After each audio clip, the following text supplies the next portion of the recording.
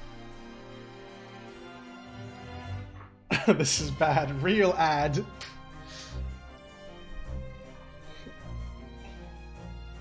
Good cover.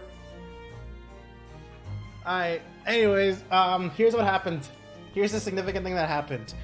The main fucking detective apparently is dead. And the main suspect for who killed him is Lord Van Zieks. Yep, that's basically what's happened. And now we're meeting him in prison to see what the fuck happened.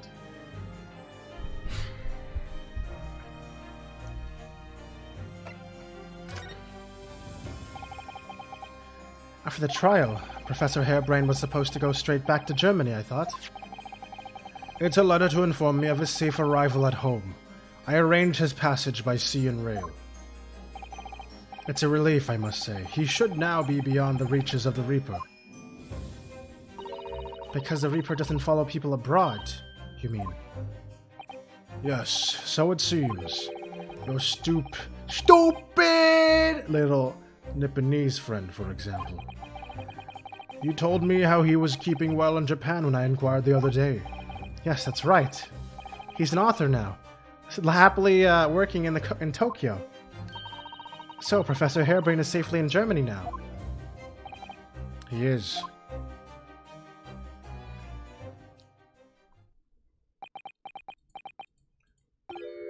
So, it appears our conversation has run dry. There was a 2-second silence. That was a 2-second silence, that's all. Well, in any event, if you'll excuse me now, I wouldn't like to detain you. But you're the one being detained, idiot.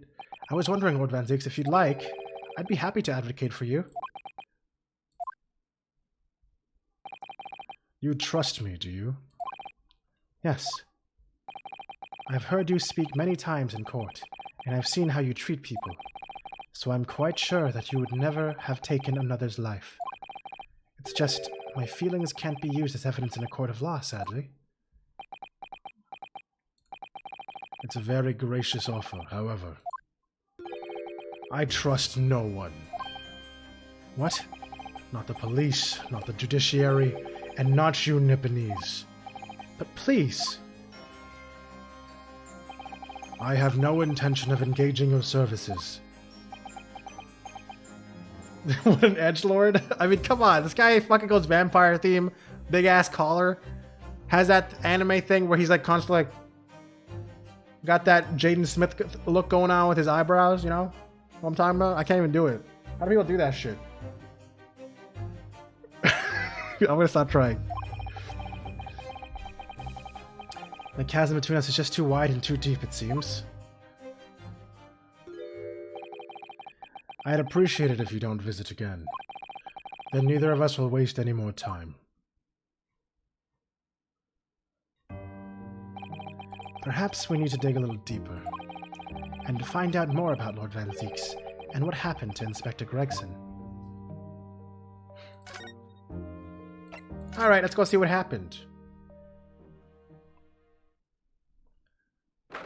Gregson! Why did I yell so hard there? Why is my... I feel like my... Whatever. I'm sorry for yelling. Gregson! Gregson! 1st November room on Fresno Street.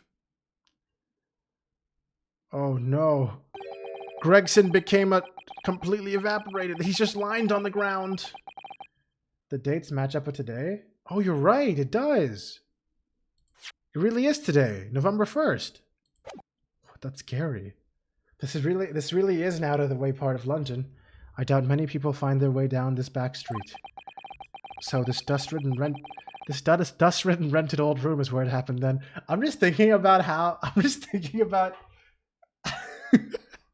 I'm like imagining this being like a thing in an Ace Attorney game where like they use someone's live stream VODs to determine what the day of someone's murder was, and the guy just keeps saying it's November 1st, even though it's actually December 13th. There's a whole like 3 testimonies to figure out that he was lying as a joke. I don't know why, that'd be hilarious to me. Anyways, so this dust-ridden rented old room is where it happened then. So this is where poor Inspector Gregson lost his life. And there's gonna be, and then in the fucking VODs, there'll just be like a clock in the background that for some reason shows the date because it's like A special clock? I don't know. I'm thinking too much about this. Yes, and the police are already hard at work investigating, it seems. Wait, is that a red wig? It's fucking red-haired wig. Oh, no. I don't see Mr. Sholmes anywhere, though. Perhaps his investigations have taken him elsewhere. Oi! What do you think you're doing there? Every one of them drawers has got to be taken right out so you can look underneath and all. I want the space above the ceiling checked, and don't forget to look inside the chimney stack, too. Blimey! Ain't you lot never gone over a house looking for dough when your owner's out of town? Gina's obviously got some unique investigative techniques she wants everyone to adopt. Don't look at me like that. Oh, so you've turned up at last. Mind you, I ain't been here long myself. Hello again, Gina. What happened? Gregsy boy is dead! And Van Zeeks is the primary suspect who doesn't want us to defend him because he doesn't trust us because he's edgy. Hello again, Gina. Sholmes has only just left. You're lucky you missed that. He went prancing around in here, pointing at stuff and flicking at that ad of his, and he just scuppered. He must have been doing his great deduction. Oh, he's finished investigating already, you mean? Yeah, he didn't stop to say nothing to no one, not even me. Gina, would you mind if we investigated too? Listen, Otto. You're a lawyer, right? Yes? Why? Well, you're not thinking of trying to help that Reaper bloke, are you? Oh, poor Gina. She's never going to forget, is she? That trial will haunt her forever. Or because she almost got convicted by the Reaper too. Gina, if you don't mind me saying, if Lord Van Zeeks really is responsible for this crime, he will be duly and fairly judged in court. I suppose you're right. Yeah. Go on then, Otto. Get investigating. I want to know the truth about what really happened here. Thanks, Gina. So she's literally the prime detective now because the detective is dead. Inspector Lestrade. Gina, what was Inspector Gregson doing here in the first place? That's what I want to know. It's what, half a year ago since I got off the clink? That's when I decided to give up me diving and become a detective instead. Oh yes, Mr. Sholmes twisted the inspector's arm to agree to take you as an apprentice, didn't he? Something like that, yeah, I think, in a way. The point is, I didn't really know nothing about the boss till then. But it turns out he's a bit of a legend at the Yard. Goodness, really?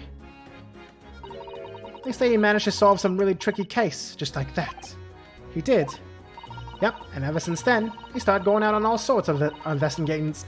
Oh my god, all sorts of investigations, but always on his own. No one else at the Yard even knows what half the cases he's working on, apparently.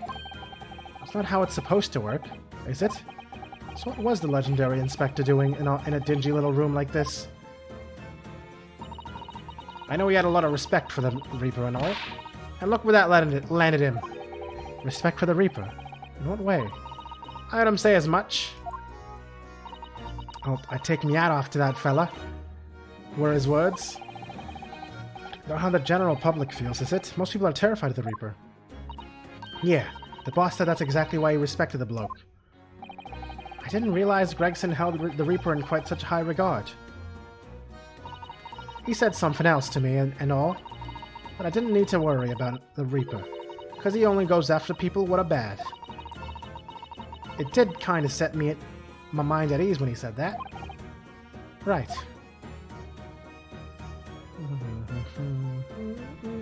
What if Gregson was the Reaper? And he's the one who was killing every... Nah, probably not, right? What is this place then? Does anyone live here? Apparently it's being rented by some cove called Hugh Boone. Hugh Boone. Hugh-bone. Hugh Boone. Humongous. It's sort of here today, gone tomorrow name that it is, isn't it? Yeah, he's what we call an unidentified person. Oh, okay. We haven't been able to get in touch with him. I see. Well, judging from appearances, I have to say this place hasn't been lived in for a long time, if ever. Right. All the lads from the yard piled down to get stuck in the investigation. But there's so little here, no one knew what to do with themselves. I do wonder. Yes, Miss Usato? Well, could it be that this Hugh Boone is in fact Inspector Gregson himself? What? How could that be? Well, if he was investigating on his own, it's quite possible that this was in fact some kind of secret office of his. I'd never even considered that. Nice work, Suze. We're actually following a line of inquiry like that ourselves. You are? If you look around the room, you'll see. There's a few things that hint at it. We should really investigate this place in detail. You know what? I will before I continue talking to her. Not my fish and chips inspector, right?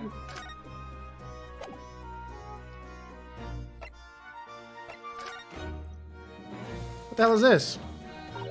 Oh, it's a photograph stand. I suppose it must be a picture of one of Inspector Gregson's family members. It kind of looked like someone related to Susato, but I could be crazy. What's the matter? Your eyes look like they're about to pop out of your head. Booba! I'm just kidding. They are, look! Mr. Naruto, quickly! Nope, that's the other girl. Hey, it's her! Wait a minute. Is Inspector Gregson? No, right? No. No?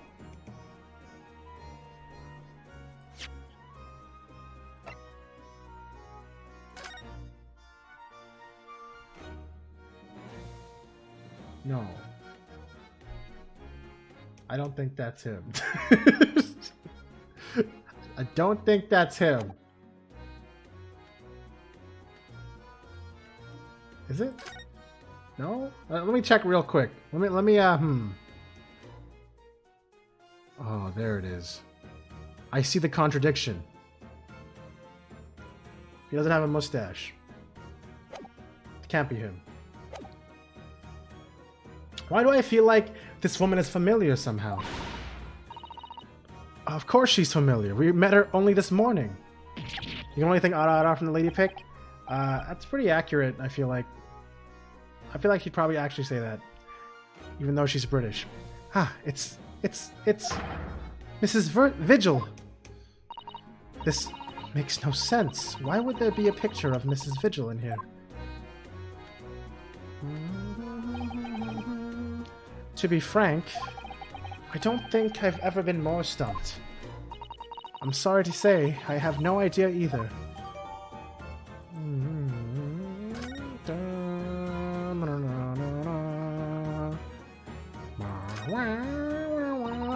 This looks like some sort of notice board or something. It's absolutely covered in scraps of paper. Miss Naruto, look. This you mean? It's an autopsy report, isn't it? And these are case notes here, and details of prison inmates. Yes, in fact, they are all the sort of documents that only a detective could normally acquire. What on earth went on in this room? Some old newspaper cuttings. And this one here. Oh yes, the advertisement you mean. To the Redheaded League. But why? What's that doing here? Whoever occupied this room was clearly interested in it for some reason. Look at this, guys. Red hair. Ever since we came in here, I can't take my eyes off this thing. Oh, funnily enough, neither can I. It's a hairpiece, isn't it? It is a bright red hairpiece. And I suppose the fact that that's right in there next to where the body was found means we have to accept that Inspector Gregson wore wigs, does it? And such a flame-colored red, too. Yes, that's a color we've come across very recently elsewhere, isn't it? Bro, what if he actually... No. Exactly, this is a vital clue, I'm sure of it. Has he been in disguise the whole time? It's not a red herring. It might be a red herring.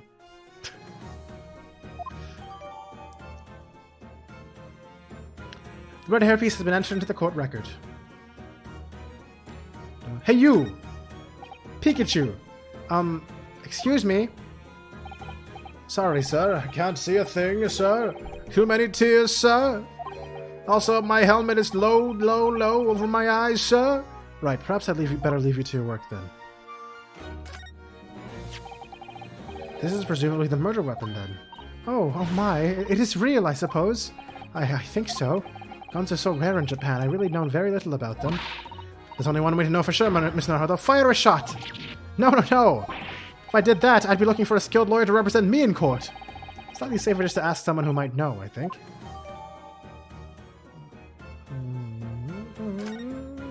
Probably best to avoid handling it. Hey, fuck you, game. I'll do what I want, bitch. Let me handle this shit right now. Oh, press that button. I suppose this must have been the murder weapon. Oh my. It is real, I suppose. I think so. Guns are so rare in Japan, I really know very little about them. Perhaps someone more familiar with firearms could shed a light on things here. Who else? Who would know about guns? I don't know. Check the chamber? It's not letting me check anything. It just goes like, I don't know anything about guns. The fuck are guns? Am I right? Shut up, Taka. The bullet is empty? I can't check the chamber. It's not checking me. It's just gonna be like, oh, I don't know anything about guns. This is bad. Real gun.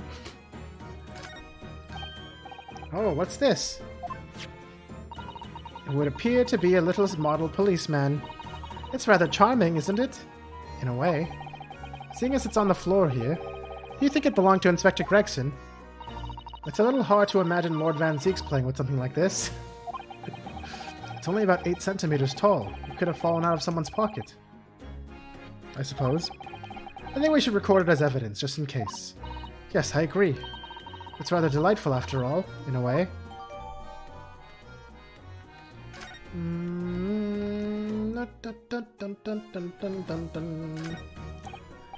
Excuse me. If you're looking down on us from the great beyond, Inspector, don't worry. We'll look after things at the yard. I've interrupted some deep thoughts there.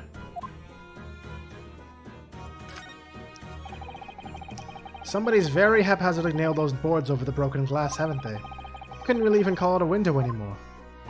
Well, if you remember the window in Mr. Natsume's room that was totally blocked up with bricks, this one does at least let in some light, so you could say nothing more about it. I'm starting to feel even more sorry for Mr. Natsume now. Candles! But half of one of the candles in this candle holder has been completely blown off. Yes, there's wax splattered on the wall behind. Look, I suppose if a bullet had hit it, it does seem likely that the bullet hit the candle, having first passed through the inspector's body. Now that wax in the wall looks like blood to me. Candelabrum!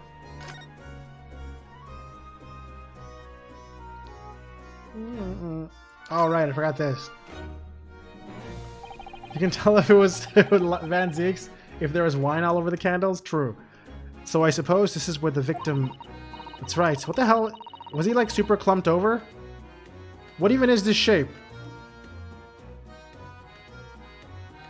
That's right. The rope is later on the body to show exactly how it was found.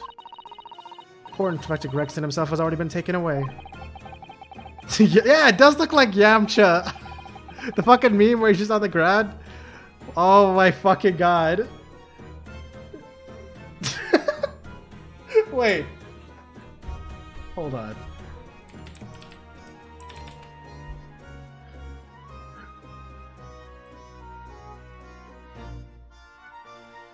Hold on. Oh, okay, hold on. This is important. This is very important.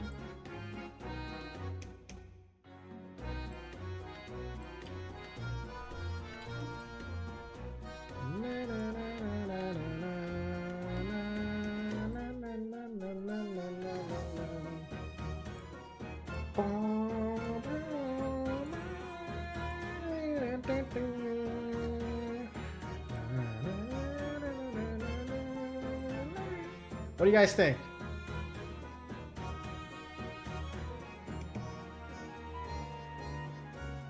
What do you guys think?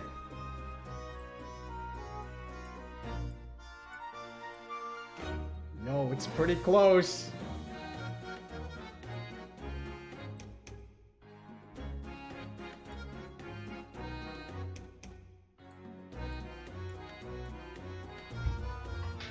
It's pretty close. Maybe the other way around is better? I don't know. Why do you have the same hair? Wait, what are you talking about? Well, what did I miss? Dun, dun. As Yamcha? I have the same hair as Yamcha? Oh! It just falls over. I actually... It's probably too much effort. Okay, if anyone wants to send me... If anyone wants to send me just Yamcha in front of a transparent background, you know what? It's probably not worth it. It's whatever. That we've done the comparison, okay? As much as I want to fit him in there, that's too much effort. All right. And would probably be under Dr. Side's scalpel by now, if not for what happened last week. From the shape of the rope, it would appear that the inspector was curled up in a ball. Yep. He certainly was.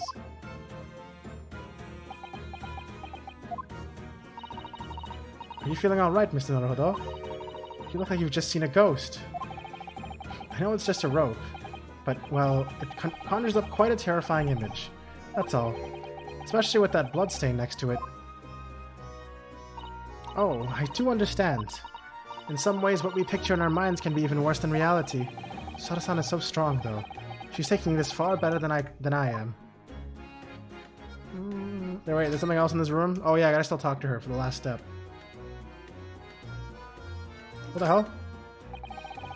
An empty fireplace makes a room feel even colder than it would be otherwise, doesn't it?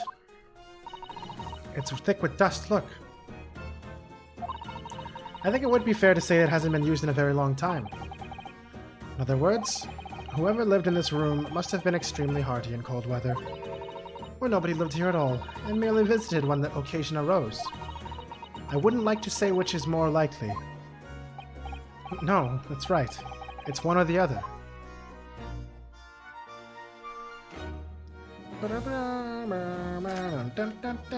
There's anything else, right? I already checked everything. Kind of looks like it. No, no, no, no, no, no, no, no, no, no, no, no. No, no, no, no, no, no, no, no. Yes, Taco? Did you send it to me? I was wondering. I was actually waiting a bit to see if you would. You did. Okay. Thank you. Great. Thank you so much.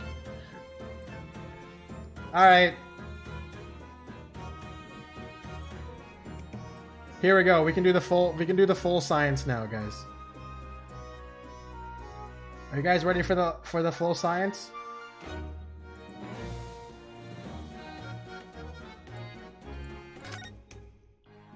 For real? Here we go. I wish I could live rotate on this thing, but I can't. Maybe if it was upside down? Damn, I can't rotate on Streamlabs. Can I? Wait, can I? It's so saturated, it is. But it's okay. Transform. I can rotate it like this. Wait! Hold on. Hold on. I can fix this, guys. Uh-oh. Hold on, guys. It's, wait.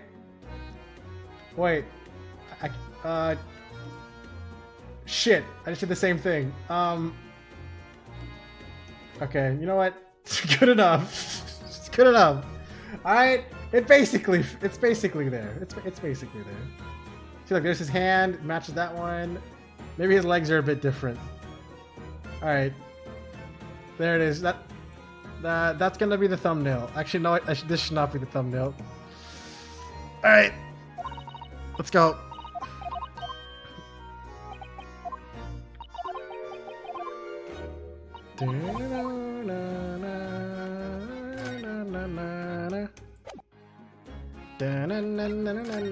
Thank you for that, Taco.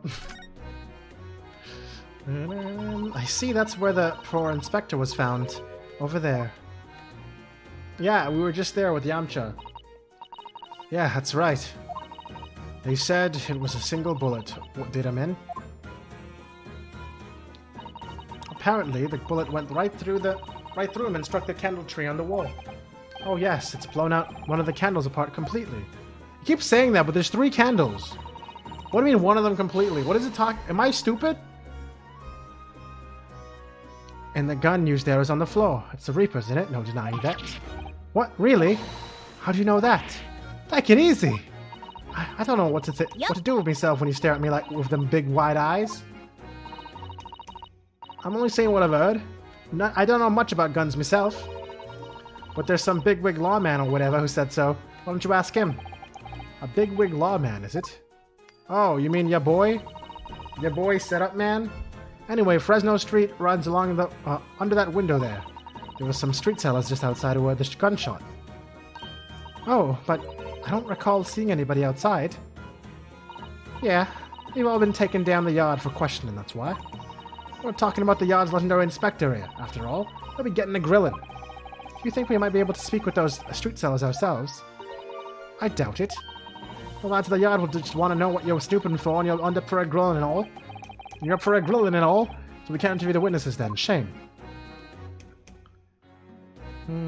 Wait, what? Why am I still here? Oh, okay, hold on. Present things. Hey, Gina, what do you make of this? What is that? Evidence? Work something out about what happened, have you? What, how do you not know what that is? You're in the room right now, investigating. Not exactly. Wait, what do you mean not exact? Okay. I ain't been long enough in the job to get all this deducting business yet. But I swear I'm gonna get the person what did this to the boss. Okay. Check this gun out. Gina, what do you mean you don't know what this gun is? You literally just told me whose gun it was. Gina, I hate you. I don't mean it. Alright, you know what? Something tells me I should stop doing this. I'm gonna stop. I don't think this is gonna help me. Actually, should I do this?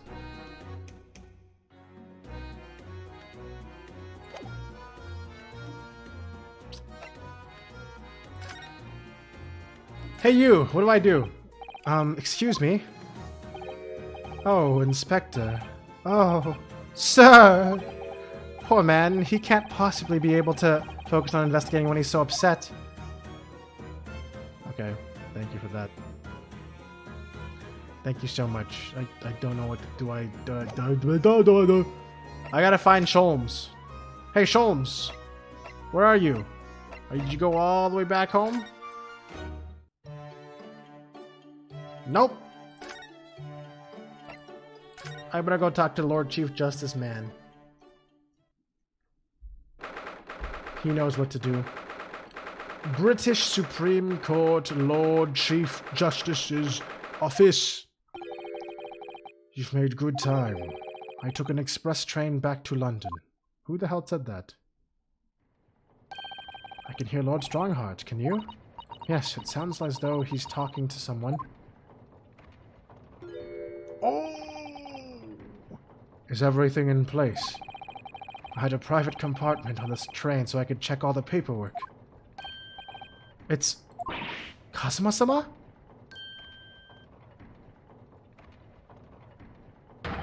Ah, your timing is impeccable.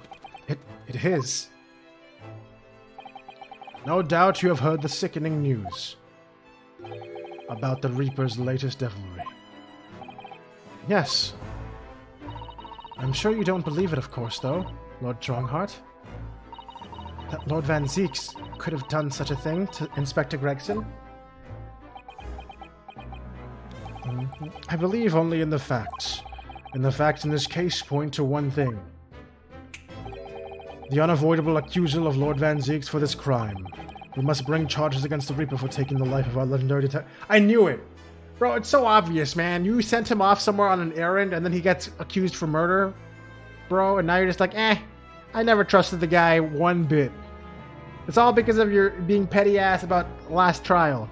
And him actually going against the wishes of him. God damn it, man. Framed one. He got framed one. We must be okay. No, surely not. And we are going to be up against Kazuma.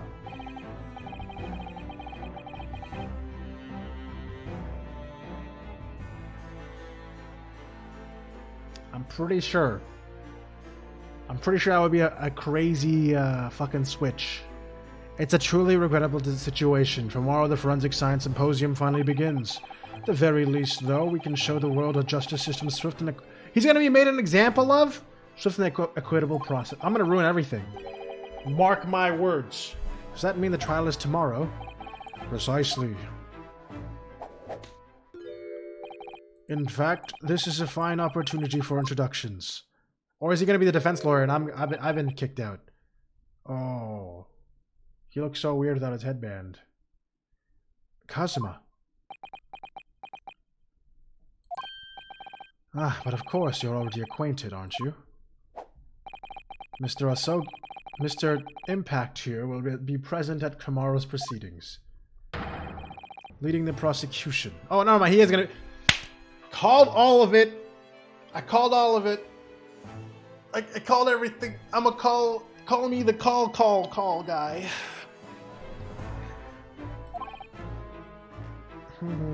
Wait. What? Kazuma? As I'm sure you're aware, he's a very capable practitioner of law. Kazuma-sama? A prosecutor? He's normally an attorney too, so this is his first time prosecuting. Look at him just staring at me in the background. Can I just examine his ass? I can! Hey! I'm looking at you! I'm sorry for all the worry I've caused you, but it'll all be alright now. Has your memory completely returned? Yes, completely. I remember everything. Including what I was coming here to do. Right. Caller of these games, both Danganronpa and Ace Attorney. I do make a lot of interesting call-outs sometimes. I don't think I called anything out in V3 though. Did I? I didn't. V3 was kind of weird. Kazuma-sama, I can't tell you how happy I am to see you alive and well like this. But how did you come to be here in London when you were suffering from amnesia? It was the voice. This past year, I've been hearing it in my head constantly, saying the same thing over and over. Go to London, that's where your destiny awaits. It was that voice that guided me here to London. I'm so sorry for what happened. This guy's dual-wielding now, bro. What the fuck? Anyway, my memory might have returned to me. But there's something that won't return to the way it was before. Huh? What do you mean? I'm a prosecutor now, so I'm sure our paths will cross again very soon.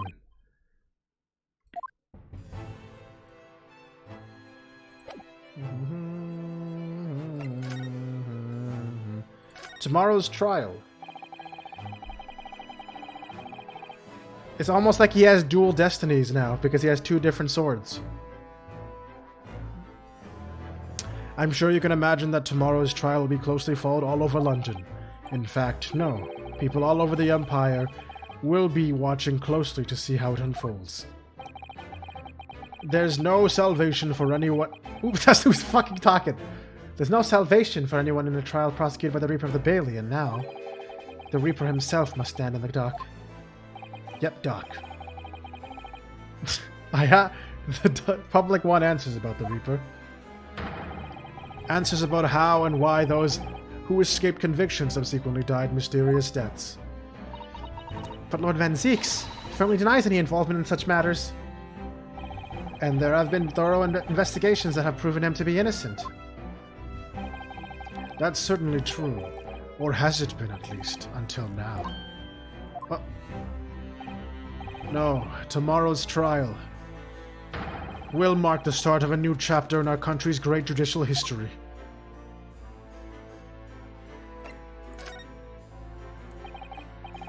So, Kazuma will be prosecuting tomorrow. That's right.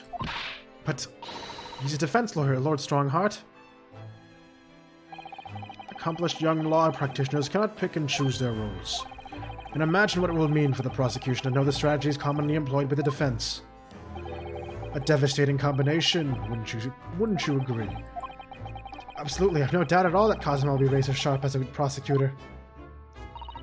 But why Kazuma-sama? There are surely many other highly skilled prosecutors in Great Britain. It was a personal request. I asked to be assigned to the trial. You asked for this? But why? It'll all become clear tomorrow. I'm guessing you intend to stand for the defense, don't you?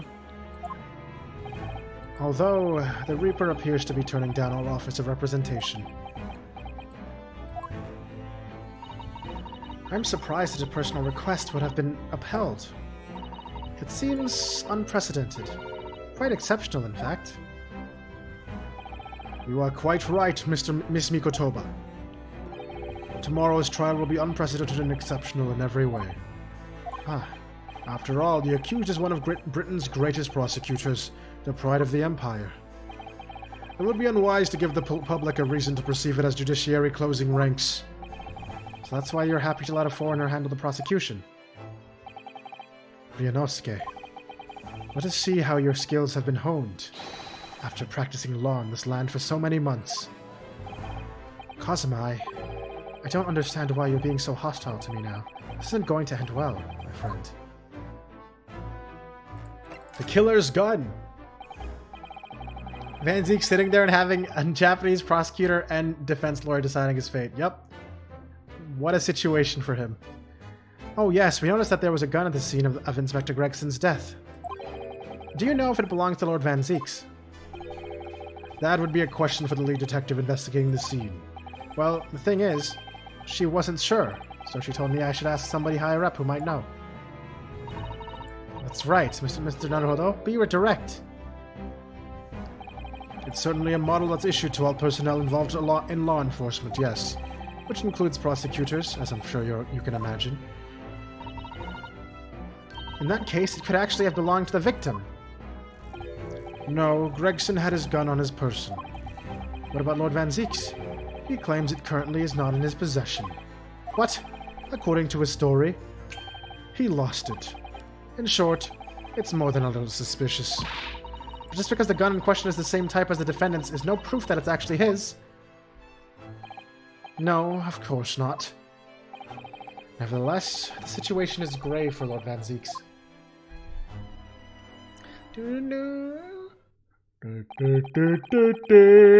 Okay, it doesn't look like we're going to glean much more here. Well, thank you very much, Lord Strongheart. Remember, tomorrow's trial will go down our Empire's history. There's much you could learn from the public gallery. Oh yeah? I'll show you who's in the public gallery. Not me. Sorry to have taken up so much of your time. We'll see ourselves out. Hold it! Oh, so he's got his lines ready. Before you go, Ryonosuke. Oh, what is it, Kazuma? I just wanted to thank you. Kazuma-sama, what? You took my determination to heart and brought it with you over the ocean in my stead. And you carried out my role to perfection. You always were intent on studying British law in order to change our own justice system. It was your dream, and Mr. Naruhodo didn't want that to die with you. Yes, but I had another purpose for coming here. Oh? I actually have a favor to ask. Which is, the trial I'll be prosecuting tomorrow. I'd like you to be there to see how it ends. Right in front of me, as the defense counsel. Why? What's this all about? I know you have what it takes. But Lord Van Zeeks would never put his fate in my hands. On the contrary, he recognizes your talent. He does. It's not easy to see behind the facade sometimes. Here, have a look at this.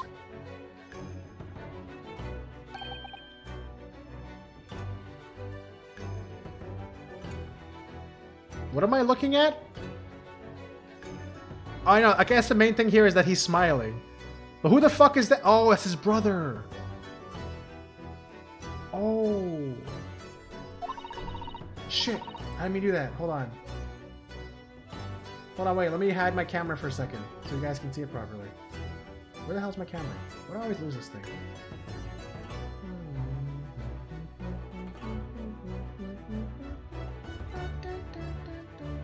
There you go. There's Van Zeeks, Gregson, and his brother, Clint. Man's really said who to someone's dead brother? Look, okay?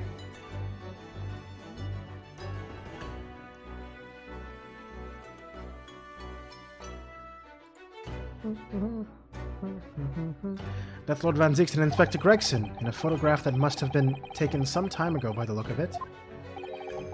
And who's the third person? See? I'm not the only one, Chocobo. I'm actually just playing in character right now, okay?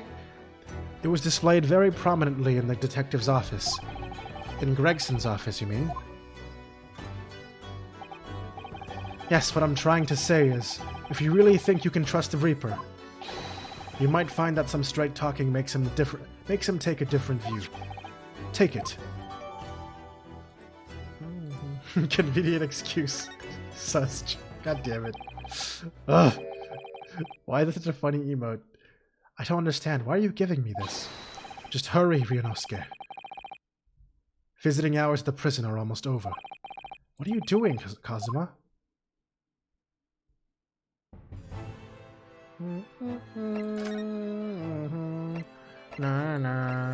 This is all very sus indeed.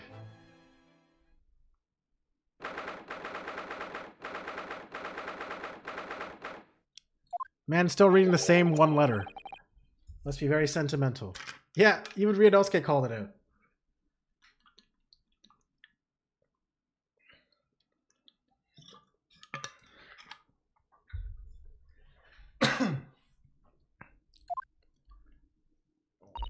We've been gone quite some time, though.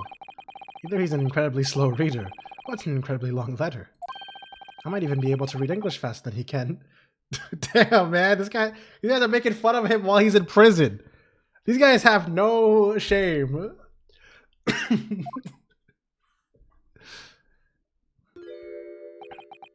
I was intending to ignore you entirely. But I can't turn a deaf ear to such an insulting Nipponese. Oh, sorry, I didn't think you'd hear that. I had the case notes brought to me in secret. I was reading them to pass the time. Oh, now it's the case notes. Okay. Yes, we heard that your trial is set for tomorrow. Which is none of your business. So, have you found a lawyer? No. In other words, no. We were just talking to Lord Strongheart, and the prosecutor for your trial has been decided. I'd expect nothing less. Though I have no idea who it is. It's going to be Kazuma Asogi. Asogi. I really made an impact on him. That made the color drain from his face. What color?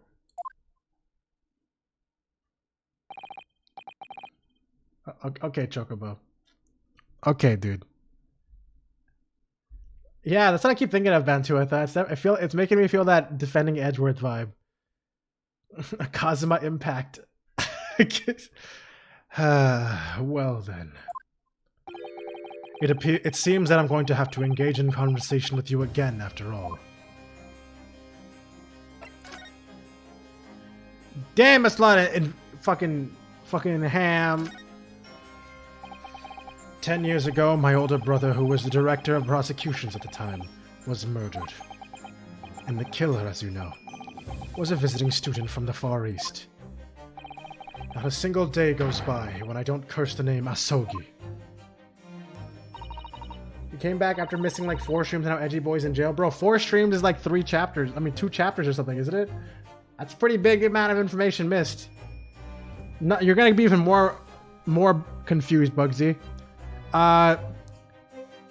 He's in jail, and the person prosecuting him is Kazuma.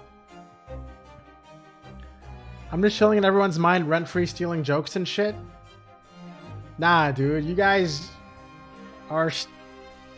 Shut up. Got him!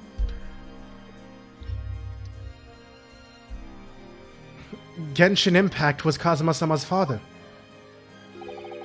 So what cruel twist of fate is this now, 10 years later? The man's son is to crucify me in some kangaroo court.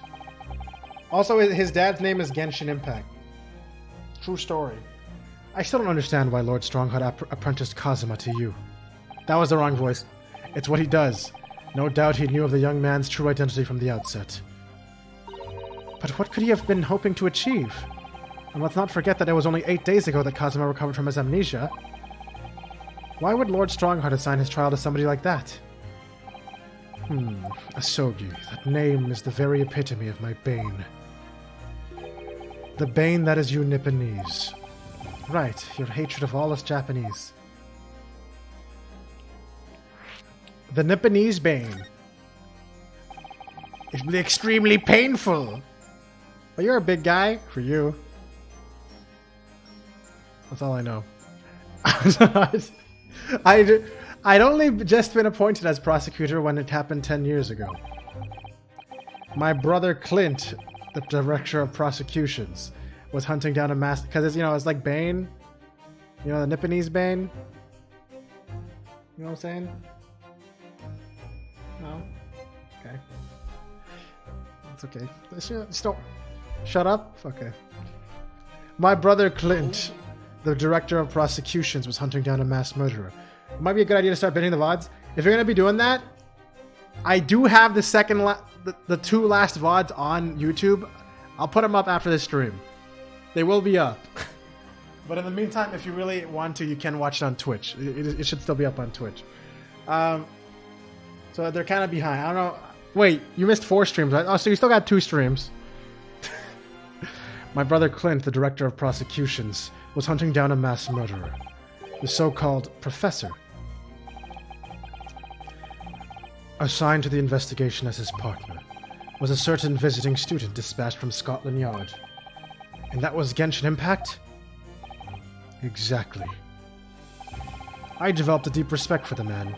He seemed noble-minded and chivalrous in the extreme to me. But none of us saw the true nature of the man. So I lost everything when it happened.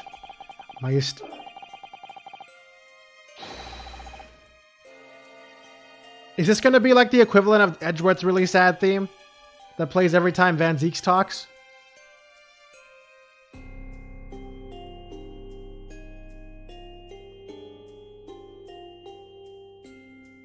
I'm already liking it. Okay. My esteemed brother, the people I believed in, and any semblance of right prevailing over wrong. Oh, how awful. To avenge my brother, I prosecuted Asogi's trial. I wouldn't ordinarily have been allowed, but I beleaguered the ascribed prosecutor until he consented. What do you mean by the ascribed prosecutor? The man in charge of the professor case inquiry. Lord Mail Strongheart. Wait, what? Lord Strongheart? He was a highly accomplished prosecutor, but he agreed to relinquish the trial to me and act as my advisor instead. Since that time, he's the one person who I've felt indebted. I'm sure he must have seen your zeal for the case and recognized your potential as a prosecutor. Early semester episode 4 on YouTube because you missed the end of Shemsphere's trials. I think it's all really a really fun watch if you're actually gonna binge them. I think it's worth it. I think this game is getting really crazy right now, which makes sense because we're at the end of a duology. It's all been set up together. Anyway, time passed, but then earlier this year, who should arrive in London but you? Ah, and of all things, is a lawyer. I felt your animosity for the first time I ever faced you in the courtroom. Your obvious deep loathing of us Japanese. I kept telling myself it was illogical. But for so many years that hatred has festered inside me, I could no longer control it. And I can understand why, now I know the history. But in the same way that I've long felt the Nipponese to be the bane of my life, to Kazuma Asogi I am the bane of his. The Reaper who sent his father to the gallows. He's looking for revenge, and he intends to take it in court tomorrow. Is he, though? Because the man just cut his dad in half earlier. I don't know about that. Unless that's what you do in a loving way. You're gonna head out then? Alright, makes sense, Bugsy. Enjoy it if you are. If you do binge through it. And I'll get those other remaining VODs up ASAP, including this one, so that you're not behind. Dun, dun, dun. Inspector Gregson. Gregson's transfer to the... I mean, he was there for the cut in half too, so I don't know what the hell he's talking about. See ya, Bugsy. Gregson's transfer to the Paris Police Prefecture had finally been arranged for the coming month. But he'll never make it to France now. It's a tragedy. Oh yes, come to think of it, he did mention something about that, didn't he? I wonder, does it happen often? Being transferred international, I mean. It's the first time I've ever encountered it. Oh, the Paris police welcoming an English detective is almost inconceivable. I can't imagine what kind of magic Gregson must have worked to put that arrangement in place. It sounds like that mystery has even the Reaper perplexed. I'm afraid to say that we were very ignorant about Inspector Gregson's standing. We hear that he was considered something of a legend at the Scotland Yard. And his theme starts playing? Again, it was 10 years ago that he first made it. 10 years ago! 10 years ago is when fucking... What's his face? What's his face? This guy. It's when this guy disappeared. Bro, this is him. This has to be him, right? Is this really a red herring? Is this the same guy? It's a pretty big stretch. Wait. I mean, look at the eyebrows. Look at those eyebrows, though. They're kind of close. And the nose, I guess. And the face. Maybe he just put on a lot of weight from the fish and chips. Anyways. Wait, he's 45. And he's 40. Never mind. Unless this is a lie, never mind. Again, it was 10 years ago that he first made a name for himself. By uncovering a decisive piece of evidence that exposed the professor's identity. If it wasn't for Gregson's singular approach to the case, the discovery would have never been made. What sort of approach? After my brother's life was taken, the inspector pushed for a full autopsy. Oh my, 10 years ago? Why is that so surprising? Autopsy was considered a desecration of the body at the time, and rarely performed. And my brother was of course a noble. That made the idea of it even more unthinkable. But something Gregson had dug up in his investigations made him determined it was necessary. His powerful convictions somehow influenced the House of Lords. As a result, I could avenge my brother's death. So, you must have a great confidence in the inspector's abilities then. And even more inconceivable that you would have taken his life. I don't have confidence in anyone. Okay, dude. Okay, dude. And I'm sure Gregson felt the same way. I've no doubt he thought of me only as the ominous Reaper, just like the rest of London. No, that's wrong! According to Gina, what really went on between Lord Van Zeek's... Oh, I can prove that with the picture! What was the true nature of their relationship? But first, let me see the gun. About the gun used to shoot the inspector that was found at the scene. Ah, yes. That's not mine. Really? Because common opinion seems to be that it is. What do you expect me to say to that? Lord Strongheart informs us that you claim to have misplaced your firearm. As embarrassing as that is, I'm afraid it's true. When did you lose it then? That, I don't know. Oh. I was issued with a revolver when I first became a prosecutor 10 years ago. I must have stowed it somewhere, I suppose. Or left it somewhere, perhaps. You have something in common with Lord Van Zeek's, after all, Mr. Naruhodo. A talent for misplacing things. No, this has nothing to do with me. Don't drag me into it. Don't make the mistake of associating me with this Nipponese. Oh dear. The rift is very wide, isn't it? So it's not decisive evidence, clearly. But it doesn't look good, that's for sure. How do you use a gun? Like this. Where'd it go? By the way, I just randomly had a thought.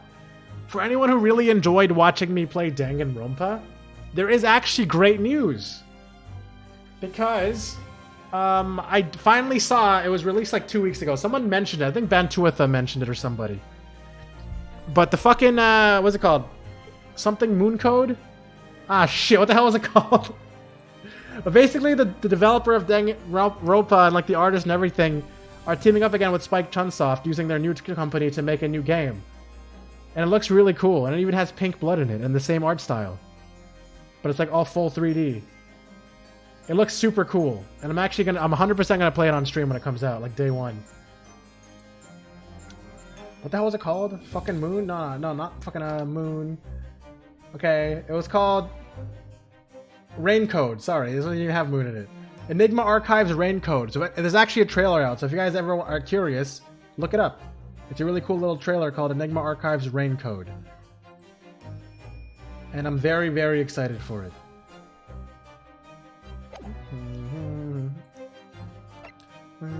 It's like a fully 3D game, too. But with the Danganronpa art style. And writer. And staff. Teamed up with the original company they worked with for Danganronpa. Very promising.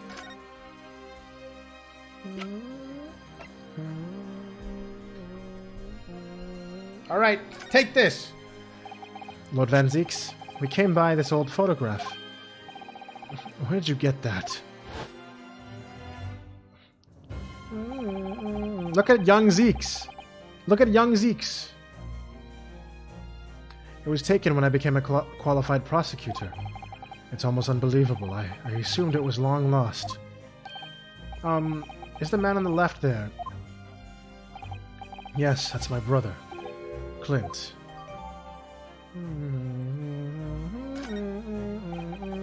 It had to be, really. Apparently, this picture was prominently displayed in Gregson's office. He had a deep respect for you, you know? Were you aware of that? Respect? That's nonsense. No one respects me! No, we've heard someone attest to it very clearly. Inspector Gino Lestrade, no less. Well, maybe once, yes. There was a time things were like that. We were brothers in arms, jovially discussing the future of justice and other lofty subject matter. That was a nice glimpse of the past, I thank you. I feel as though I got a nice glimpse of the past then, too. There was a glimmer of light in his eyes. A brief twinkle, an insight onto the true nature of this man known to all as the Stone-Cold Reaper of the Bailey.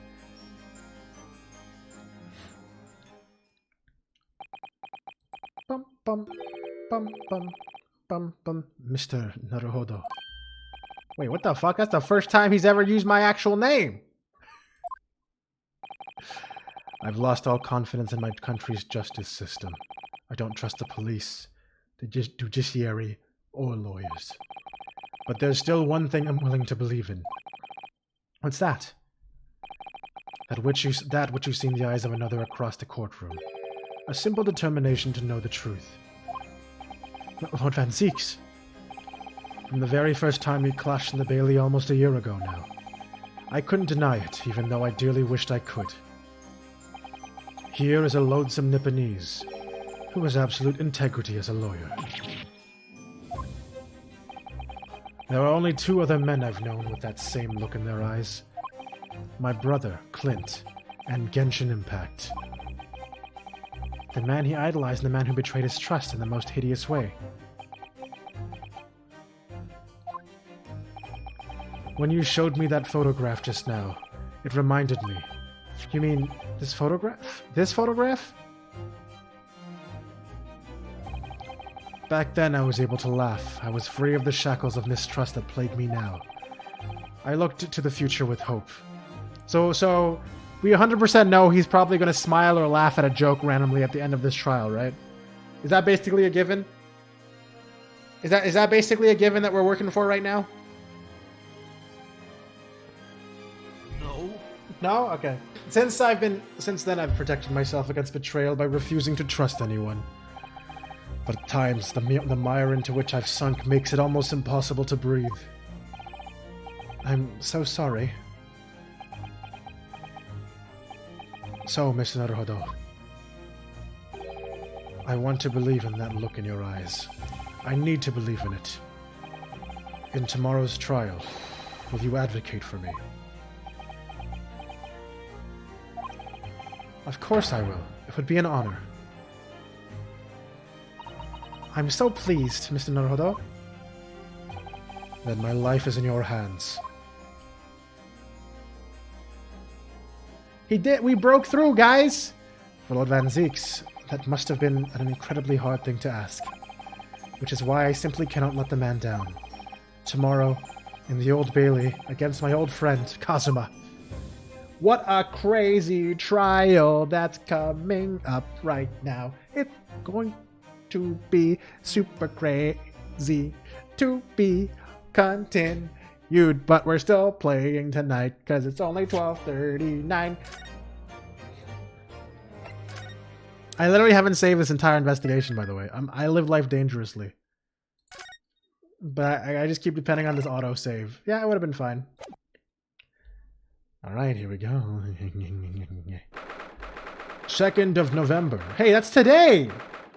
It's crazy, like right after 12 a.m. Yeah, like, switch days. Wow.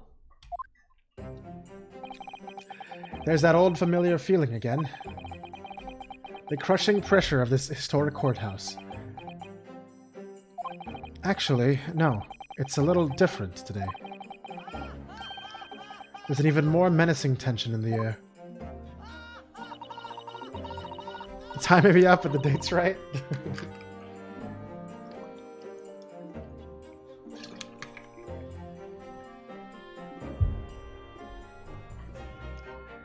There is a menacing tension in the air in here today, isn't there, I suppose? Yes, I think so. It can only be the result of the menacing appearance of the defendant. A little more courtesy, if you please. My, I do apologize. However, you're certainly not mistaken that this trial is far from ordinary. What do you mean? I'm not privy to the details, however.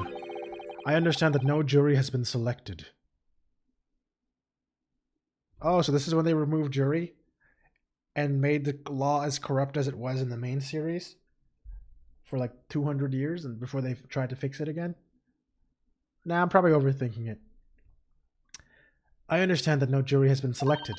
A trial without a jury? Well, that's just like the trial of the professor 10 years ago. A closed court. That means we don't get to pace today.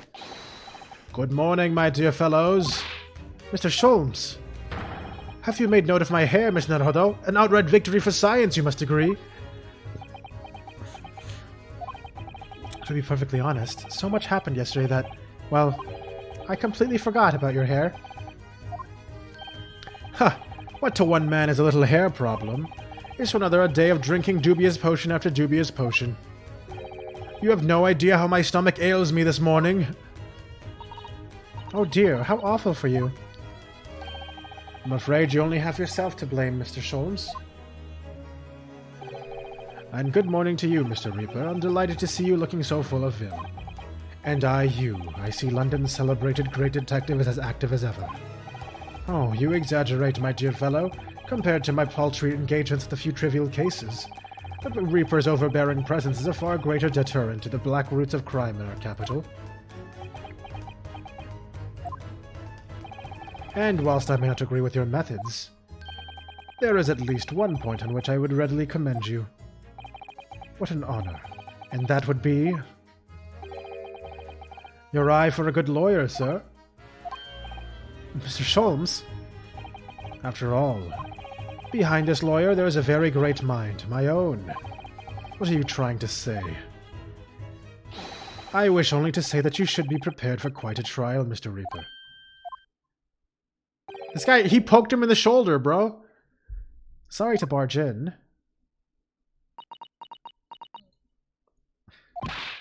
Gina, what's that on her arm? Yo, wait, what is that on her arm? Yo, she's being badass, bro. It's a morning band? Oh, I get it. But if it becomes afternoon, then she can't wear it anymore. Father, shouldn't you be at the symposium?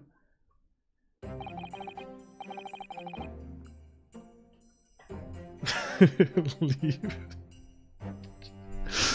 It's been postponed, so I have some free time. I've decided to come along with the police inspector to see this our country's up-and-coming student in action. Yeah, you're right. I did call this guy's death wrong. But it's still pretty early on. Still pretty early on. I shall be very interested to see the fruits of your studies over the past year. Well, it's an honor to have you here. Let's hope there are some fruits to see.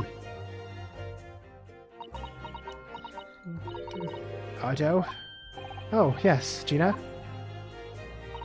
Why do you agree to this, eh? Why do you take him on? This Reaper bloke. Everyone says it was him, what? Who killed the boss? Yeah, but remember when everyone said you were the one who did the thing? Do you remember that, Gina? Did you already forget? Let me remind you. Actually, am I going to remind you? I hope so. I'm sorry, Gina. But I just don't believe that. Well, if it weren't him, who was it? I don't know that. Yet. I don't care who calls him what. The Reaper's just a name. He's just a person at the end of the day. Oh, what the hell? Okay, never mind. She's so mature. And if it turns out it was him who killed the boss, then go and help him.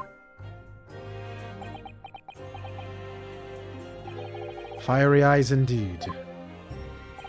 Yes, the culprit deserves every ounce of your loathing. Eh?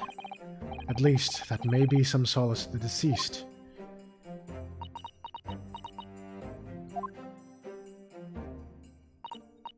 Please, Otto. Get whoever did this. For the boss. Oh, Gina. I ain't feeling this useless, but there's nothing I can do. So you've gotta find who done this and make the wretch pay. Counsel for the defense and the defendant. Court will be in session shortly. Make your way into the courtroom at once, please. Do you see a Tinder match? I mean, they have a pretty... Are you talking about those two? Because, hold on. I think, yeah, she's 18 and he's 33. I mean, I guess it is the old days. All right, here we go. It's time, Miss Neruda. Lord Van Zeeks?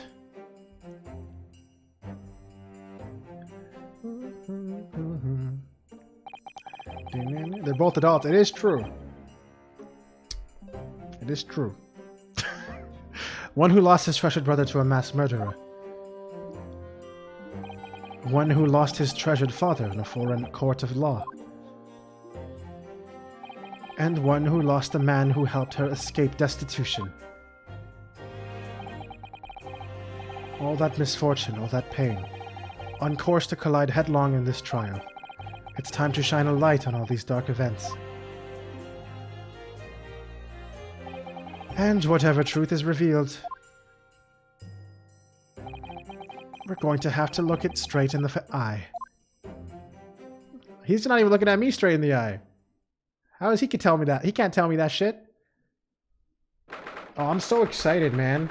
I'm so excited to be stuck on every testimony and get mad at this game and game over like 5 times. I'm so excited, guys. Look how empty this place is. In the name of Her Majesty the Queen, I hereby declare this court to be in session. We are here to conduct a fair and just trial of the defendant Barclay Van Zeeks. Counsels for the defense and prosecution, are you ready to begin? The defense is ready, my lord. The prosecution is more than ready. Oh, Kasuma-sama. I've been wishing to see you in court again for so long. It feels...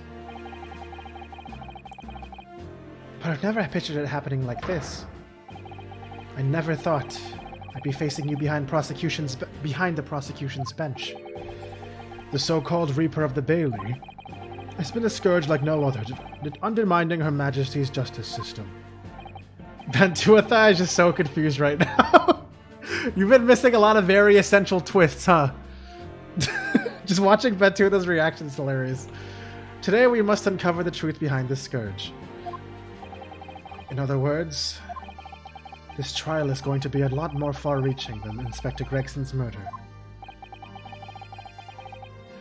The truth revealed by this proceedings may have unpredictable repercussions to the judiciary.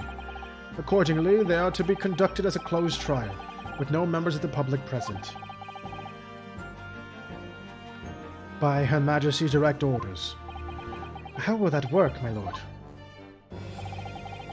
The burden of all arbitration and education falls on my shoulders. Therefore, as you will see, the juror's bench shall remain vacant today. If no members of the public are present, might I ask who is currently occupying the gallery, my lord? They are members of the judiciary, here to witness the proceedings and ensure an equitable trial. Members of the judiciary? Oh my, this is a very unusual trial already.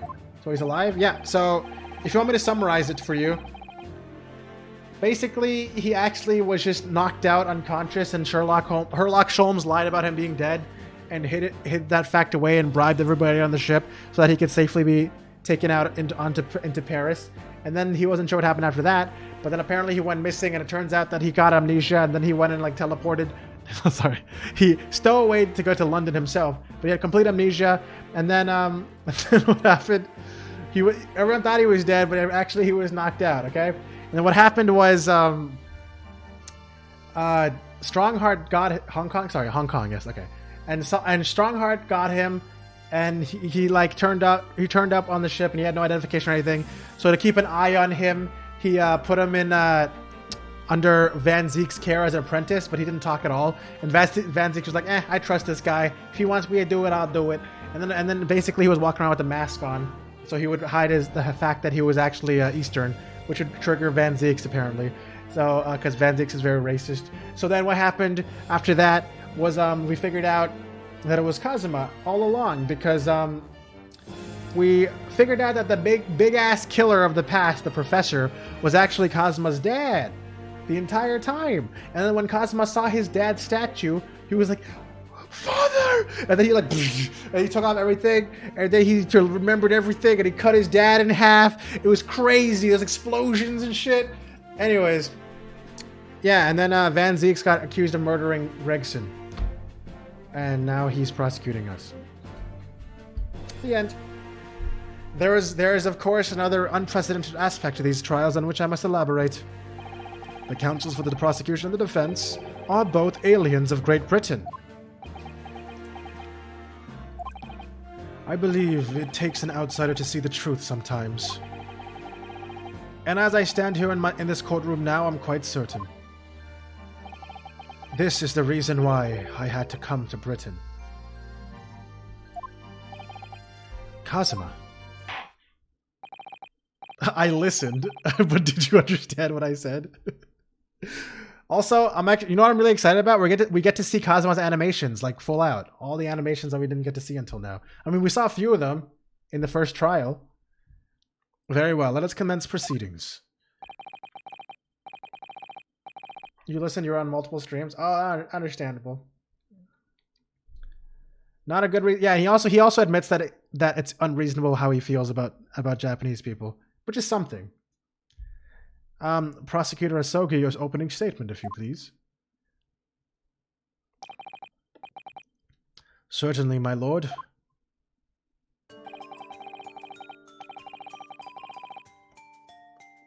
I gotta trim it. It's like going into my mouth, and I really hate it. The incident took place on 1st November, just after 5 o'clock in the afternoon. The location was a building of flats on Fresno Street, on the outskirts of the city.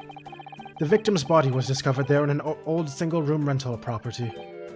Yes, Inspector Tobias Gregson, a name known very well indeed to this court. Not least for his miraculous resolution of one of this country's grimmest cases 10 years ago. The Professor case. How sure are you about the time of incident? Several witnesses on the street outside heard the gunshot and have all reported at the same time. Yes, that's what Gina told us too. There were a number of witnesses. I have here a plan of the room.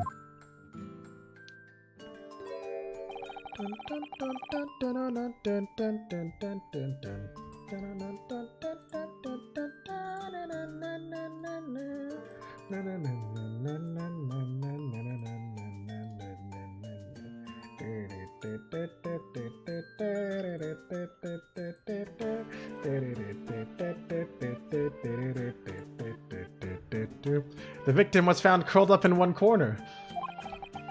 It's believed that he was shot from the front at point blank range and died instantly. No, Taco got this for me because we saw the shape of his body earlier.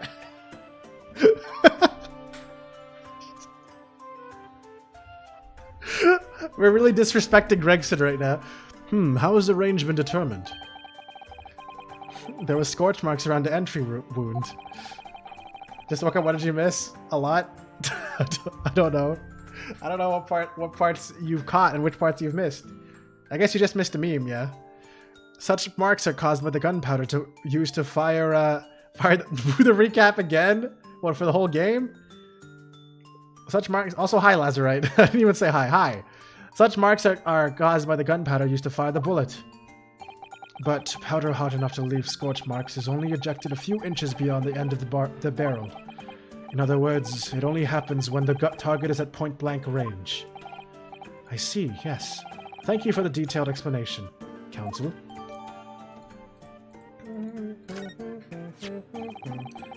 The murder weapon was found lying beside the victim. And have you managed to ascertain the owner of this firearm? No, my lord. Not conclusively. Bravo, Kazuma-sama, for not trying to use the gun as evidence when its provenance can't be proven. Furthermore, my lord, as I've explained, the revolver was fired at extremely close range. The bullet passed through the victim and struck the wall behind him. There was a candelabrum mounted on that wall, and the tip of one of the candles in it was found to have been blown off by the projectile. Bro! Oh, I guess these are supposed to be short ones. Okay, that makes sense. We noticed that too, didn't we? Yes, that's right. Thank you for the thorough report, Counsel. The setting of the crime is clear to me. You will submit the plan of the crime scene as evidence, please. As you wish, my lord.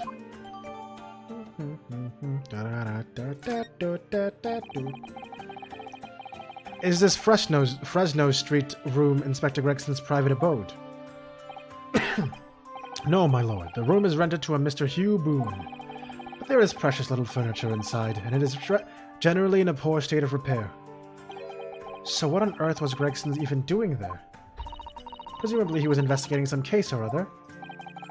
When a policeman was informed of the gunshot from the witnesses and rushed to the scene, he found only the deceased inspector and the accused standing alongside, holding the revolver. The attending officer arrested the accused on the spot. So, the details of the case are clear. In that case, the prosecution would like to call its first witness. A name, please, counsel. Naturally, it's going to be one of the French guys. Oh, never mind. He's kind of a French guy, I guess. The accused himself. Lord Van Zieks. As a prosecutor, he believes in the oath of office he's taken and will be compelled to tell the truth. Very well. Let the defendant take the witness stand.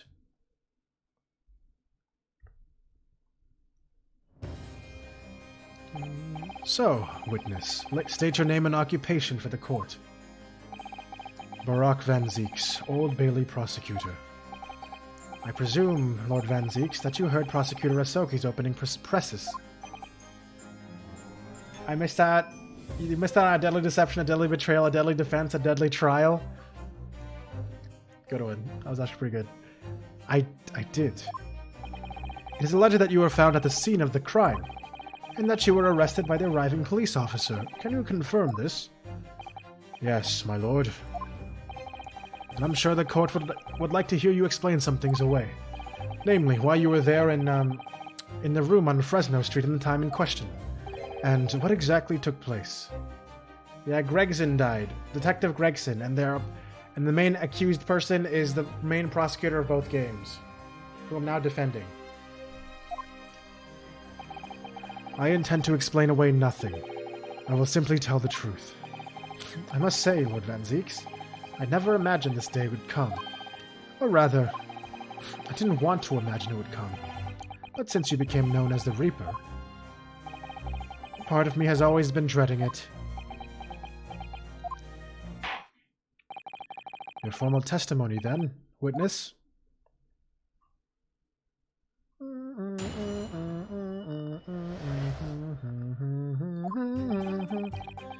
I was investigating Gregson, and my inquiries had led me to that address.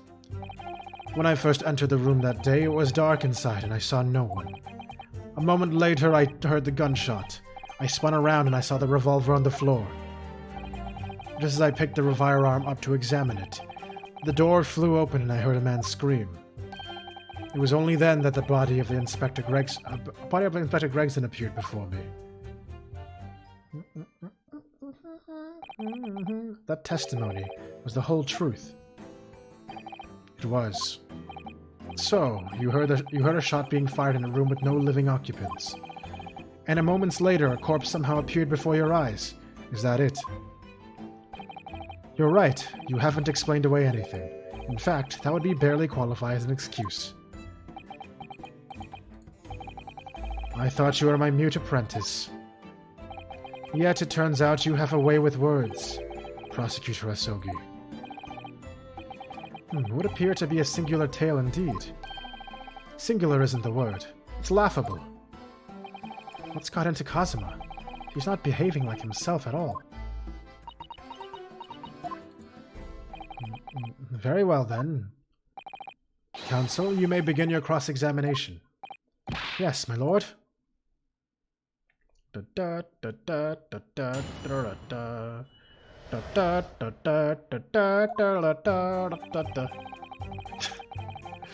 Alright, I was investigating Gregson. Hold on, let me save, actually.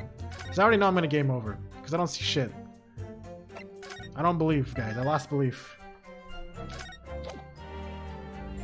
Dun dun dun dun dun dun dun dun dun dun dun. I was investigating Gregson, and my inquiries had led me to that address. Hold it! You were investigating the inspector. What on earth for? I'm not at liberty to say. Sorry? I identified a distinct possibility that Gregson was involved in a case I was investigating. Regrettably, though, he was killed before I could secure the proof I needed. Is the court to understand, then, that on that day in question, you followed the victim to the scene? No, I was privy to his movements in advance. How? I stole into his office in the yard and consulted his diary. The address on Fresno Street was noted in the 5 p.m. entry. You illegally entered the man's office. In Japan, that alone would constitute a very serious offense. As it does in Great Britain, I assure you. Is that not the case, Lord Van Zieks? I was aware of the possible consequences. So, in summary, you were investigating the victim. And yet, you refused to tell the court why. I didn't realize British prosecutors enjoyed such freedom to choose what to divulge under oath. Why did I ever think I could defend this man? Dude, this guy like literally instantly lost hope. When I first entered the room that day, it was dark inside and I saw no one. Hold it! Had you ever been to the address before? No, never. I only learned of this place as a result of my investigations to Gregson's activities. There was no light in sight when I entered, so it was all but impossible to make out anything. But at 5 p.m., the sun would only have just gone down. It would still have been reasonably light outside. The room has a window, but it was boarded shut. Very little light found its way into the room from outside, so it was extremely murky inside. I wouldn't have noticed if the victim was already lying on the floor. There was no artificial light in the room, you say? You're quite sure?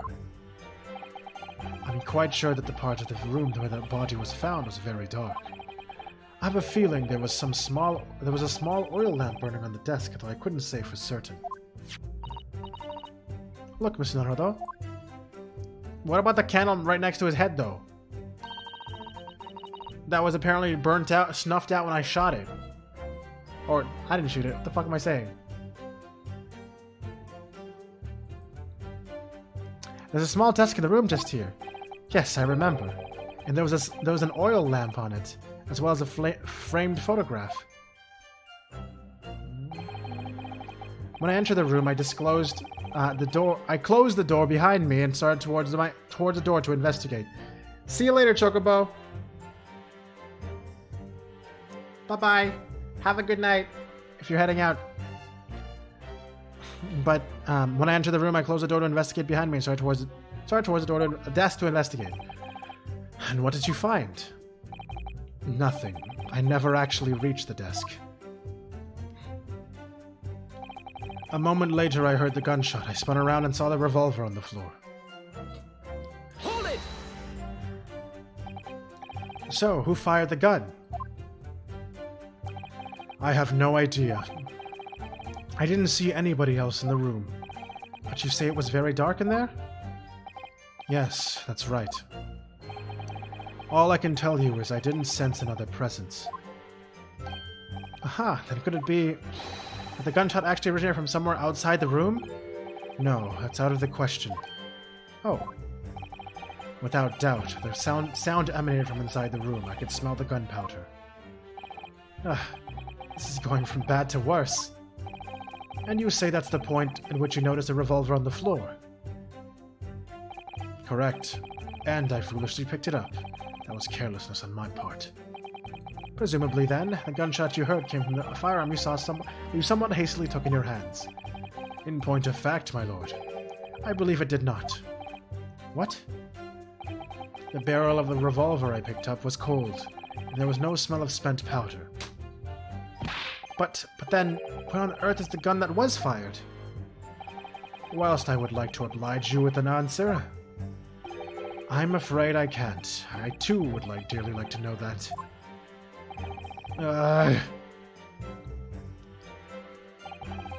Just as I picked up the firearm to examine it, the door flew open and I heard a man scream. A man, you say? One of the witnesses, I presume? That's right.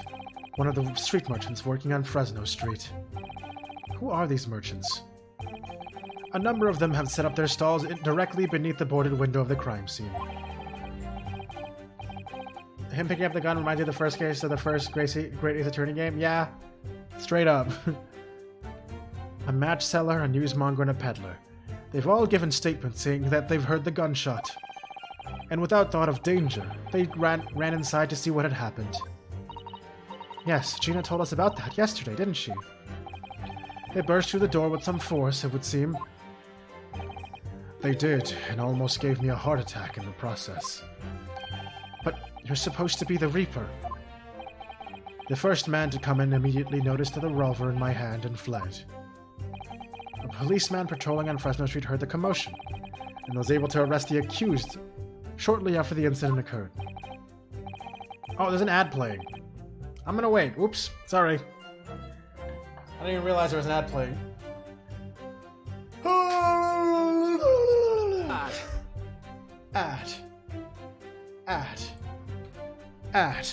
Ad.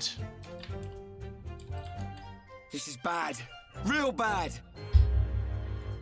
Dun dun dun dun dun dun dun dun dun dun dun dun dun dun.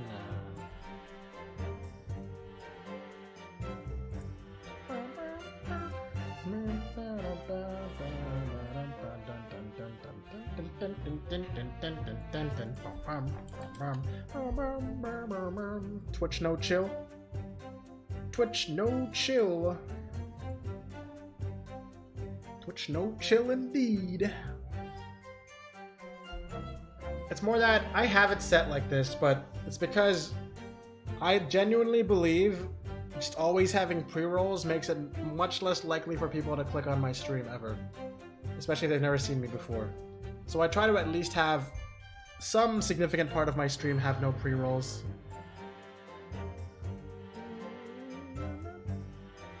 Actually, I don't even know if you heard me say that because ads are still in session.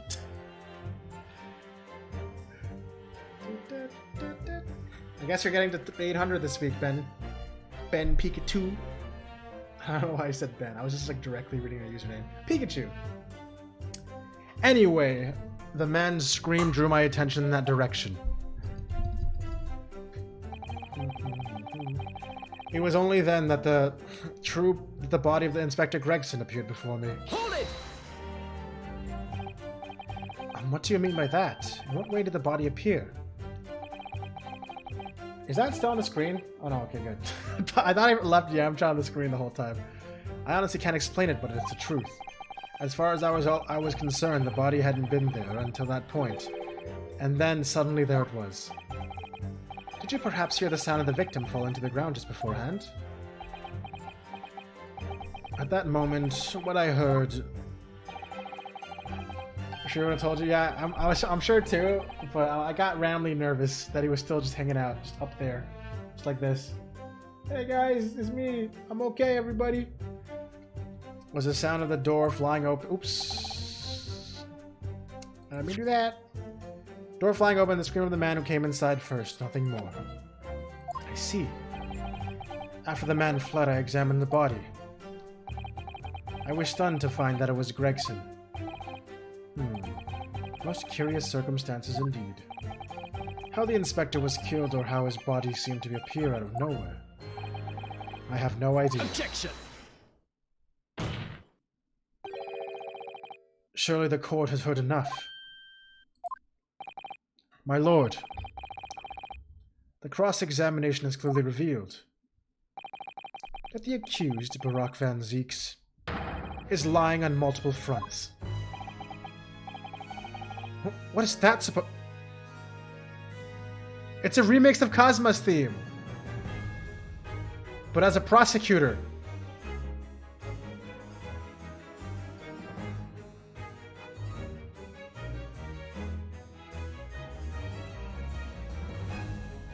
That's so cool. I'm sorry, I'm just appreciating the music right now. What is that supposed to mean? Good gracious, counsel. The defendant is lying, you say. In his testimony just now, he claims that he failed to notice the victim's body because the room was dark. That's correct. No, that's impossible. As proven by this candelabrum. How does that prove anything? This part of the song is so good! God damn, man!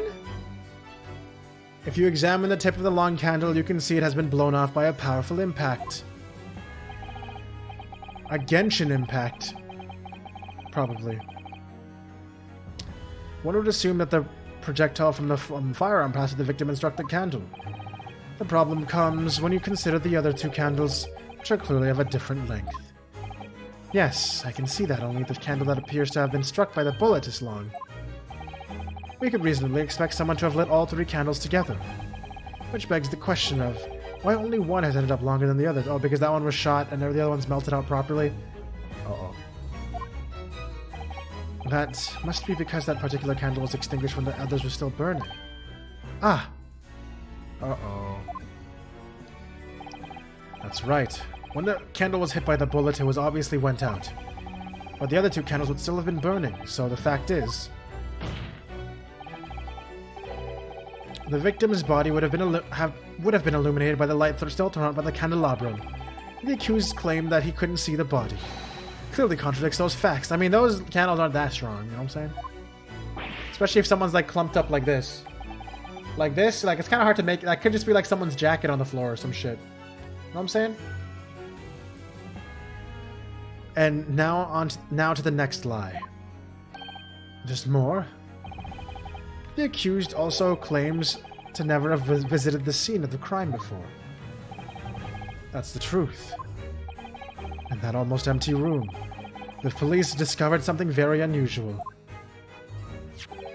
A board covered from top to bottom in the police documents and newspaper cuttings. Yes, that's right. We saw it too.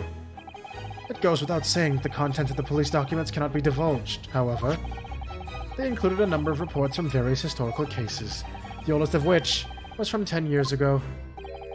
10 years ago? This is starting to sound familiar. And there's a common thread linking all of the documents on that board. Indeed, what is this common thread, Counsel? They all relate to cases prosecuted in court by Barak Van Zieks. All of them? And furthermore, all these cases are ones in which the defendant was acquitted. Good lord! Interestingly, none of those defendants are alive today, because all of them have been sent to their graves by the Reaper. Oh my god. Is this also a red herring, or is he really the fucking Reaper? Oh my god. Ah. Oh no. In short, that dingy little room is the Reaper's secret hideout, and this base of operations. The Reaper's hideout? And yet the Reaper would claim never to have been to his own secret hideout. No one would believe that, no. The truth is, we've been looking at this backwards. Backwards? Explain, Counsel. Inspector Gregson was investigating the identity of the Reaper. When he discovered the location of the man's secret hideout, he was killed. As I'm sure everyone can imagine. By the Reaper's hand. Dude, I think my random guess that Gregson might have been the actual Reaper killing everybody is true. I'm starting to think it's true. Order, order, order. Very well. I hereby state the current opinion of the court. Barak Van Zieks is an outstanding prosecutor who has rendered great service to his country. However, it is with deep regret that I must concur with the prosecutor Asogi's contention, and that the defendant's testimony exhibits a number of stark inconsistencies with the known facts. All I have done is to state the truth as I know it. Cosmos did a brilliant job as ever. He's drawing on his experience as a defense attorney to build his prosecution case, and it's formidable. Counsel, you will submit the board. You will submit the board that you just showed as evidence to the court. I believe it to be fundamental in establishing the facts surrounding the Reaper's existence. Thank you, my lord.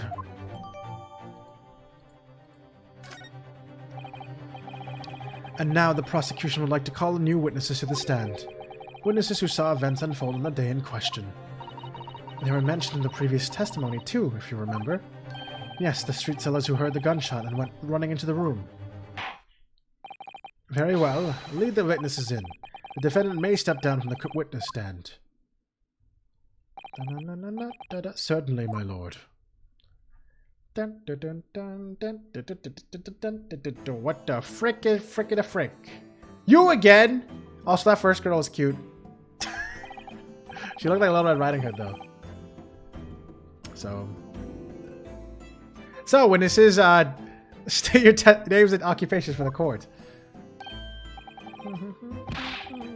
Names? We don't use names. What the fuck is wrong with your lip, bro? The hell is that? That looks painful.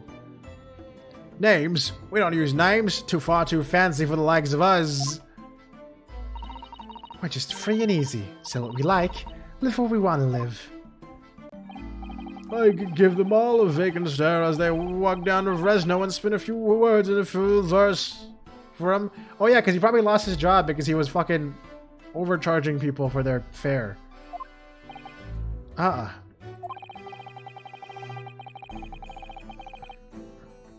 Everybody said at the same time.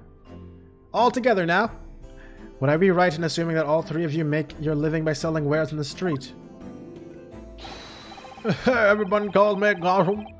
I sell jaunty little titbits to pass the bar, you know? Jaunty little titbits? Got an absolute smasher for you, huh? But if you're general, that is. Hi, Poro. And okay, Poro. 6 pence is the price, and not a penny less. Wait, you're actually trying to sell it to me now?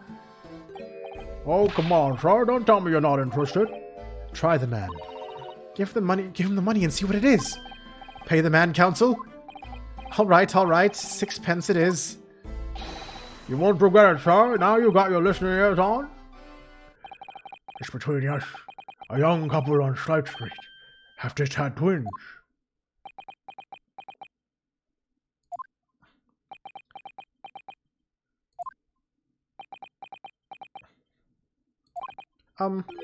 Is that it? You don't do that with your lip, bro. Please don't do that with. Stop. Don't do that with that big ass lip, bro. That was fucking gross.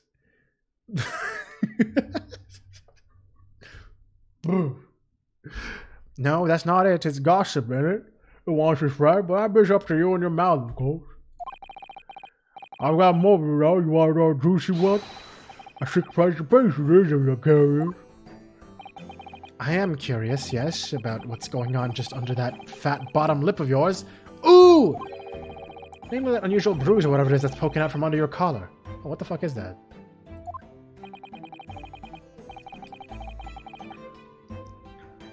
What about the next witness, then? What name do you go by and what do you sell? Me? I'm Venus. That's what everyone calls me. Funny, innit? I sell these lovely little fireworks to all the local school kids. What? Wait, you're basically illegal Yoimiya. You're just Yoimiya selling fireworks. Except to kids.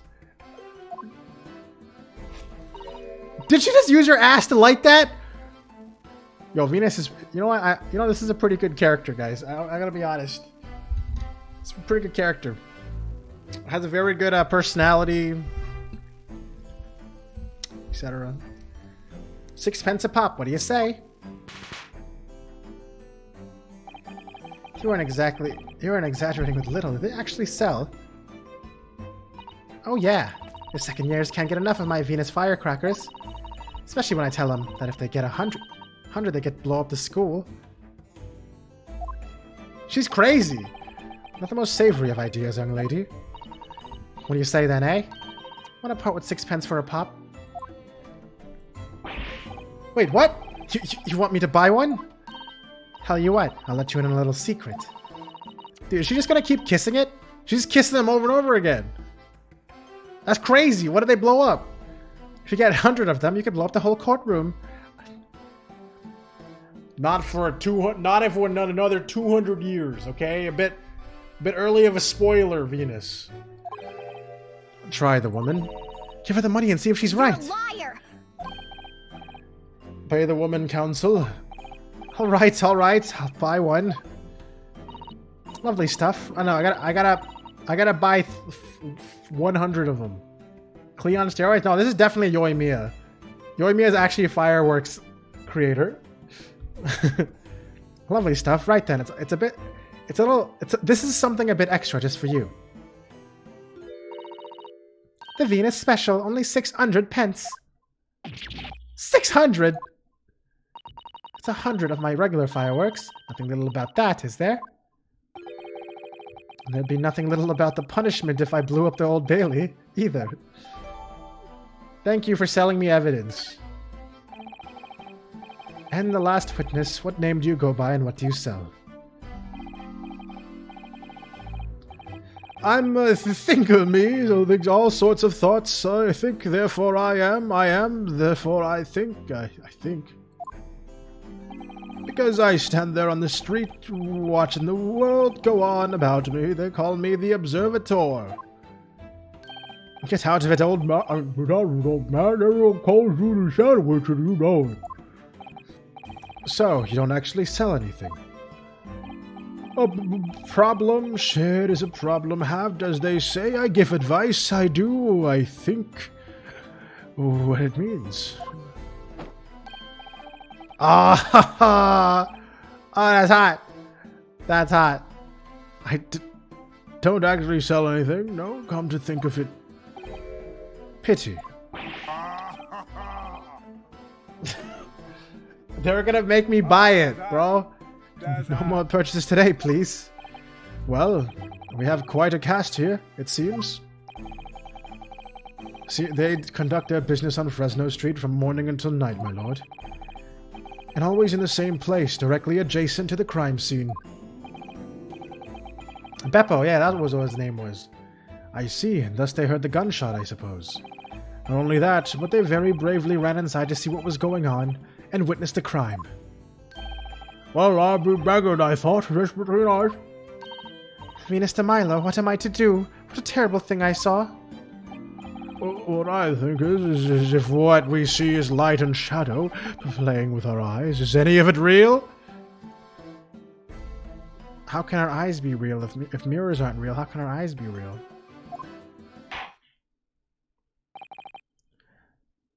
Hi, Glitch. Very well. The court will now hear the formal testimony of these three witnesses now. You will describe in detail what you witnessed and heard at the time of the incident.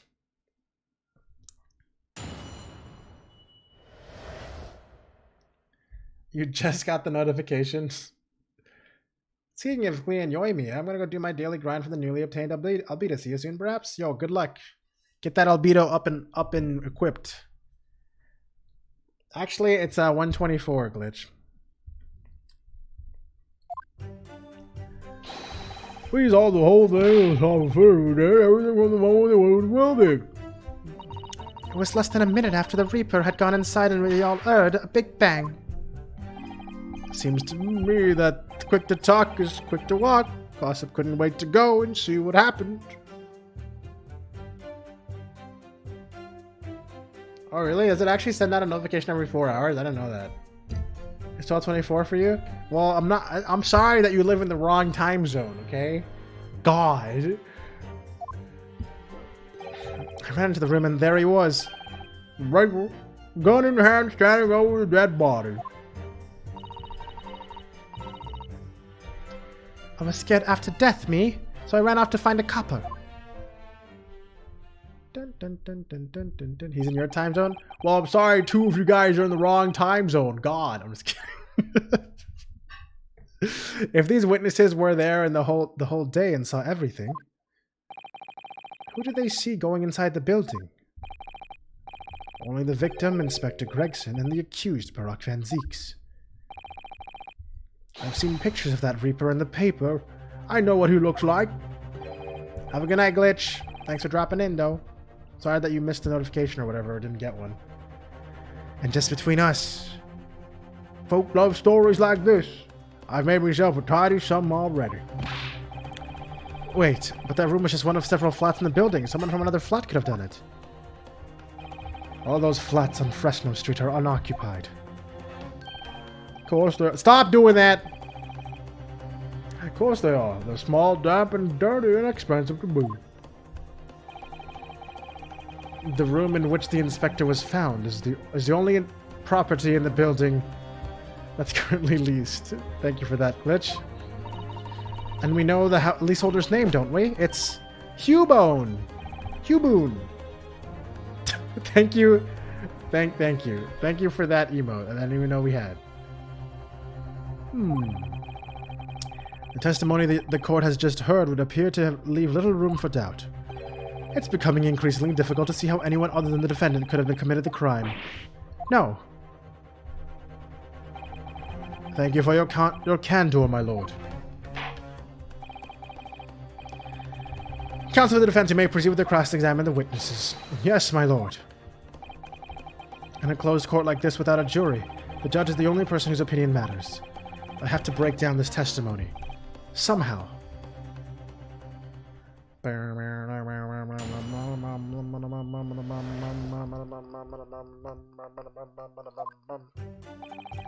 We saw the whole thing from start to finish, we did. Everything from the moment they went in the building. The building.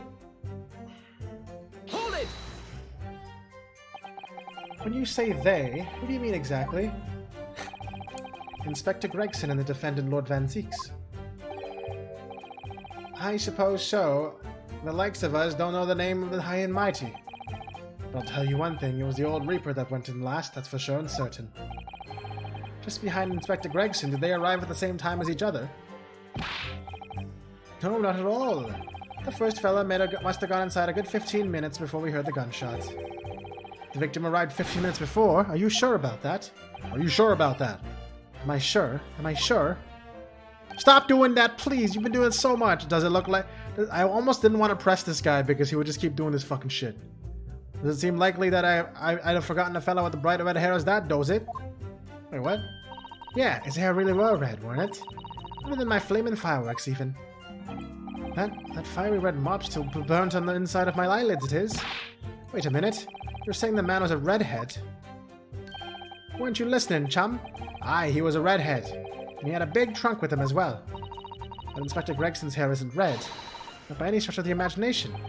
It seems likely that the person you saw wasn't in fact Inspector Gregson at all, but some other third party.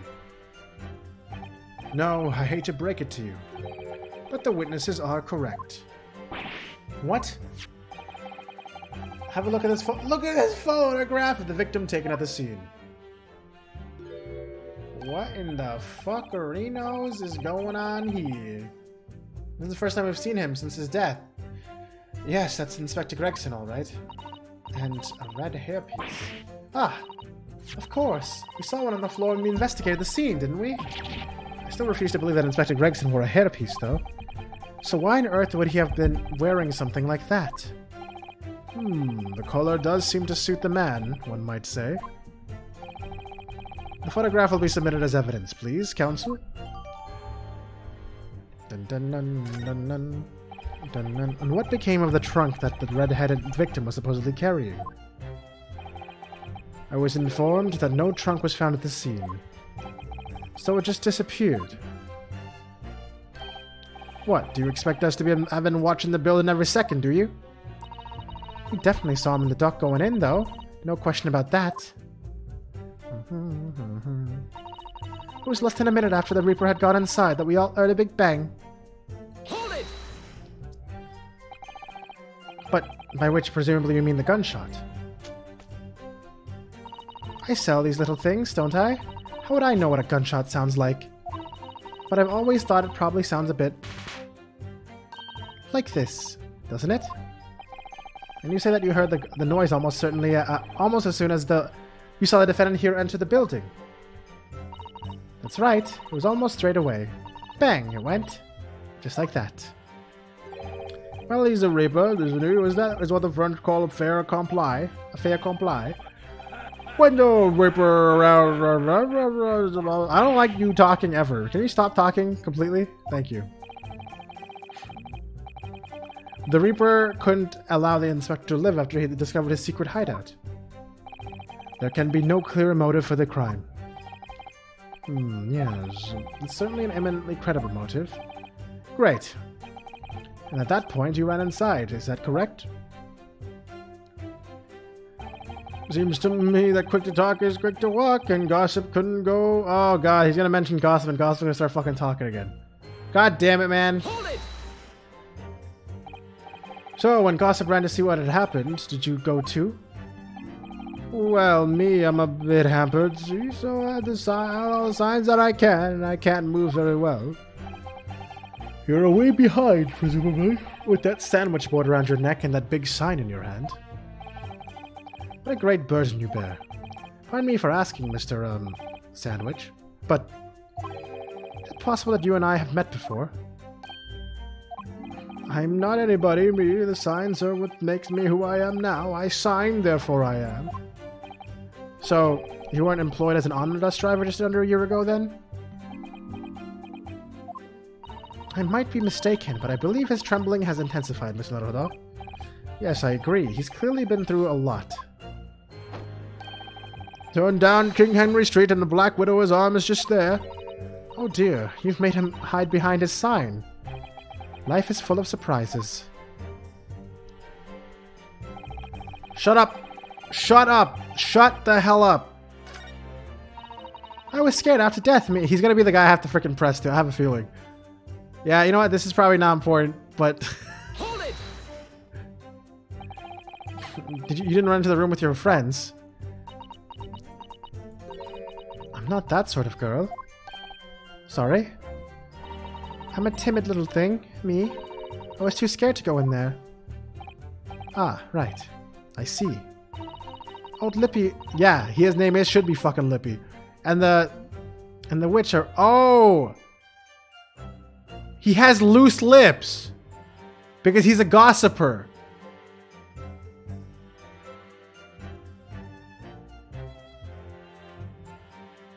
Why did I take that long to understand? Alright.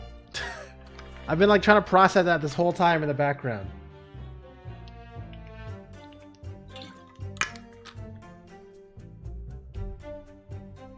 Duly noted. Old Lippy and the witch ran in there, and I heard a sort of old lady scream. What now? What? Well, that wasn't me, I swear. If I were a gentleman, I'd stake my honor on it. I wondered what on earth was going on. Which is when you went to find a policeman. And I ran into a copper as soon as I turned the corner. So I brought him straight back to the place. Didn't I do well, eh? Just between us, that copper's eyes nearly popped out of his head when he saw the Reaper. I've never felt more uncomfortable in all my life. And the defendant was arrested on the spot, I believe.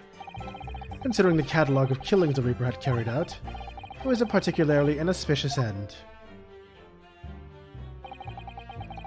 If I can't find any holes in his testimony, I'm afraid the judge will give a ruling of guilt to him, Mr. Naruto. The truth is, though, their combined testimony is fairly damning. Unfortunately, there don't seem to be any obvious problems with their statements, do there? Still, if Lord Van Zieks really is innocent, then I'm almost certain we'll find something in there that doesn't quite add up. I don't think that one of these three could be the true culprit, do you? I don't know, but what I do know is that there's more to this case than has yet to be brought to light. Okay, I probably have to press this frickin'... Alright, Lippy. Alright, loose lips, come on. Hold it! So then, you were the first person to arrive on the scene. Is that right? That I was. Kicked the door open like a professional, I did, and yelled out, "What's going on here?" Lord Van Zieks claims all he heard was a man scream, though. And it was dark inside the room. No, not dark at all. There were candles burning on the wall. Really? And there was a fella collapsed on the floor. Stop, I didn't mean to click you, but I kind of want to look away, so I guess it works out. It's between us. It was the first thing I noticed when I got inside. Ah, I see. Even though Lord Van Zieks claims not to have seen any such lights on the wall. Next thing I noticed was someone standing right somewhere. The accused, Barclay Van Zieks. That's right, the pale-faced Reaper himself. I was a little shocked, I won't deny it, but I'm no lily-livered coward. I stood my ground and gave that Reaper a cold, hard stare myself. Excuse me! Excuse me! Do you have something to add, Mr. Sandwich? There's really nothing to me. Empty in this head, I am. Just 2 slices with no metal. So I don't know what you could want with me. I think that maybe you just remembered something. Having heard Mr. Gossip's last statement, I mean. What I think is, we're not all nothings, really. We all try to dress ourselves up or something else, but at the end of the day, we're all just street sellers. That's enough out of you, Sandwich. Keep your trap shut now. Unless you want us to make you into a real sandwich. What, he saw the Reaper.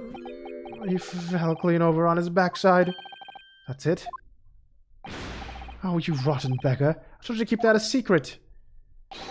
He screamed, he did. He screamed and scrambled off on all fours. That's all what I wanted to say. Mr. Gossip, is this true? The floor was dead slippery, that's why. Planted my hand in a filthy pool of blood, didn't I? Yuck. What? A pool of blood?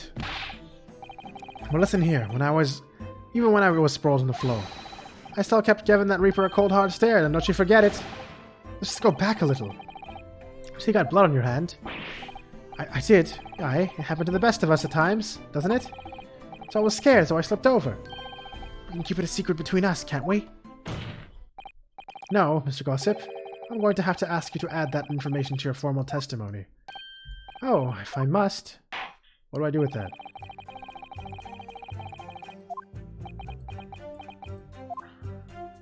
What do I do with that? I slipped over and got blood on my hand, so I quickly wiped it off the floor. What? Did I press that again, or do I actually have something for that? blood on the floor.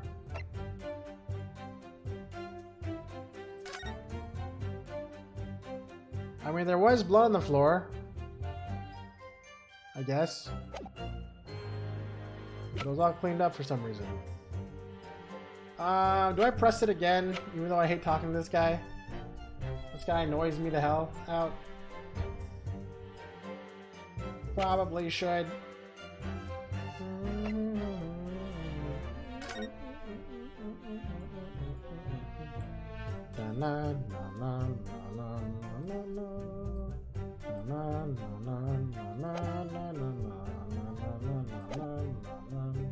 Hold it! You wiped your hand on the floor. Well, who wants blood on his hand, eh? Horrible stuff. They might have thought I'd done it. No ta.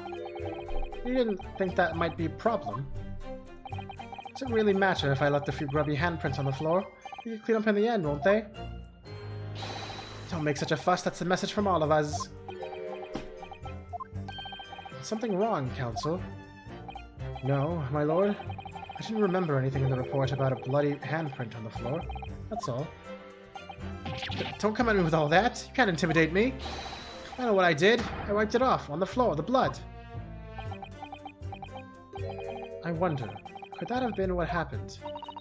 Miss Naruto, I don't have all the answers yet, but I think we may have just uncovered a vital clue. What do I do with that? I mean, I kind of know what I do with that. There's only like one picture I have of blood on the floor. So like...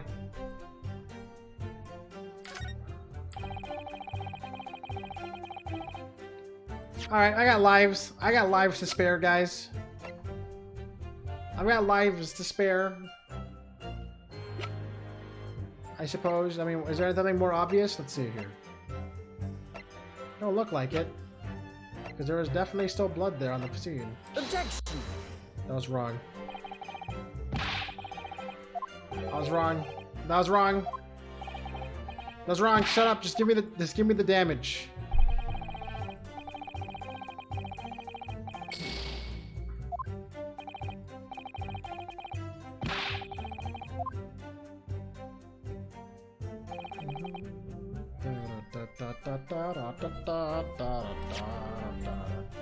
Alright, let me look at some stuff that I have. Do I even have... I do have this.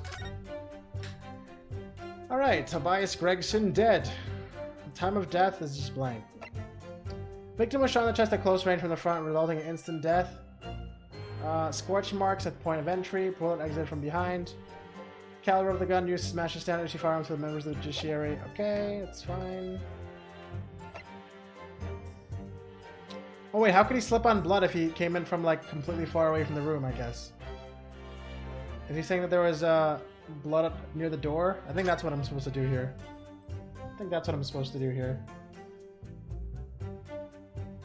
I gotta say like, wait a minute, but how could you get that blood on you if you're all the way over there, idiot? Alright, I'm gonna do it. Here we go. Objection! Oh my god, why do I suck at this game, man?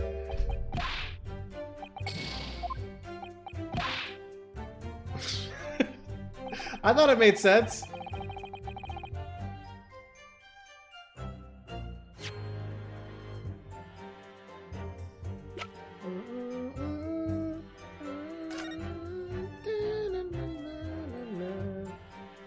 I actually thought I was making a lot of sense there. That's dumb. What did I do wrong? Hey, what did I do wrong? I don't want to do.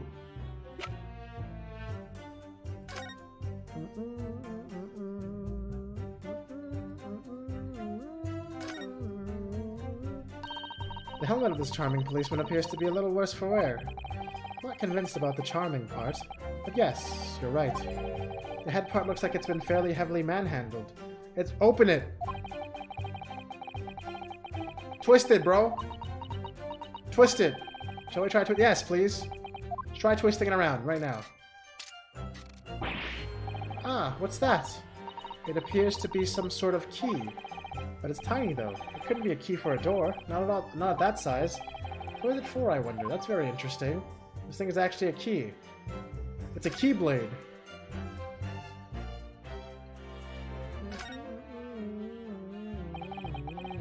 This looks like some sort of key. Yes, it does. Very tiny and simple key. What's a little key doing inside of a figurine on the policeman in the first place? What's it for? Well, that's probably not important right now, but we have it now. I gotta inspect everything properly. Hold on. Ah, there are some black marks here. Look. Yes, they look like some sort of scorch marks. So perhaps the bullet struck the candle here. Do you think? Only this candle has been cracked in half, it seems. Yes, I think you might be right. Firearms are rarely used by criminals in Japan, so I'm afraid I'm not particularly knowledgeable about them. Okay, you help me. I didn't even press that. Stop. Okay,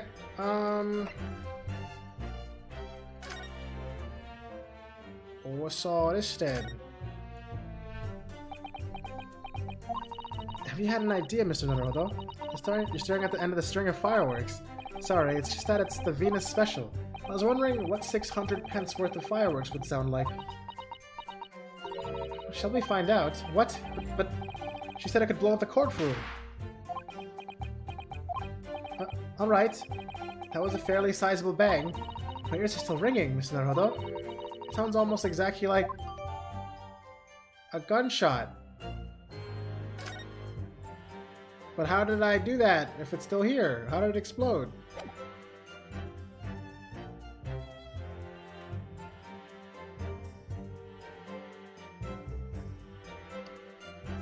Okay. That's probably several steps ahead of what we're trying to do here.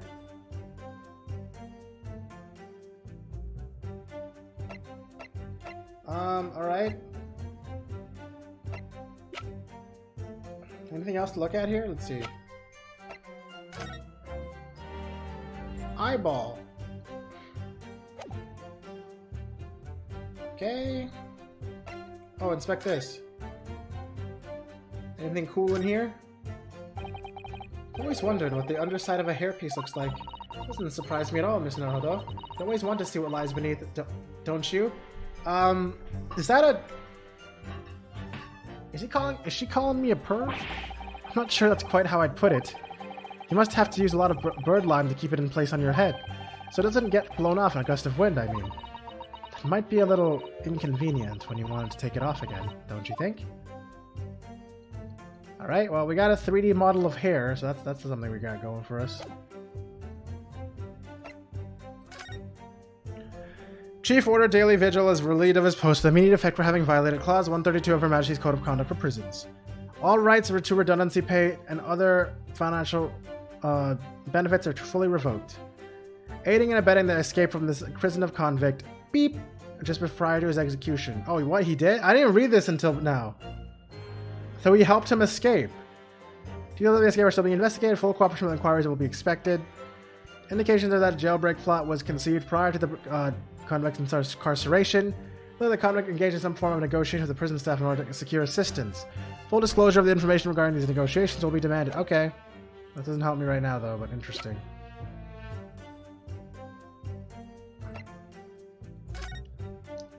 I can expect the Oh!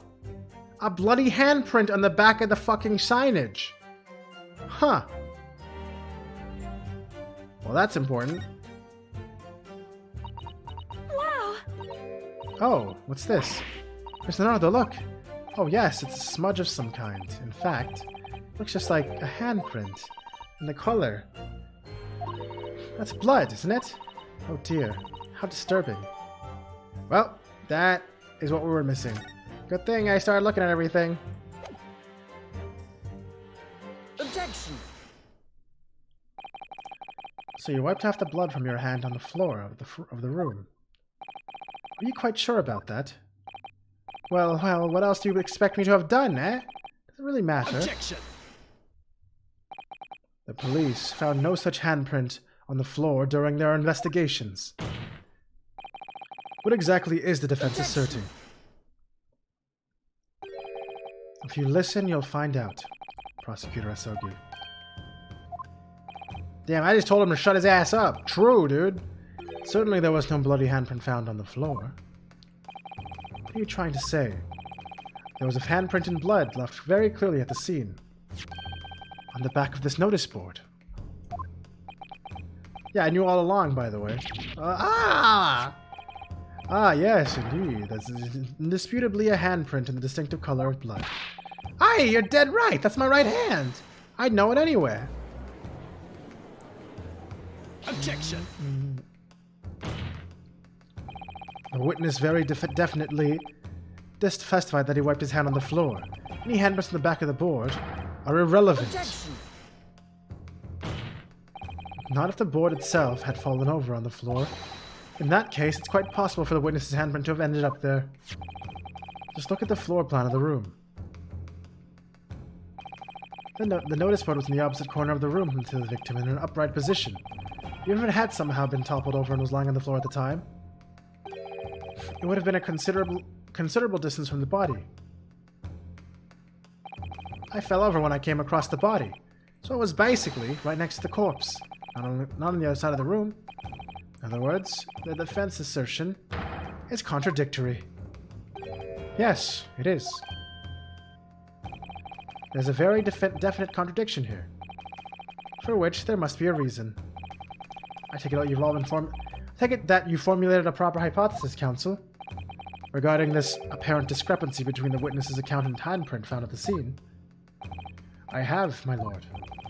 The discrepancy between the witness's account and the location of the handprint is explained by false testimony or the board moving. Another handprint. What am I trying to say here? I don't even know, honestly.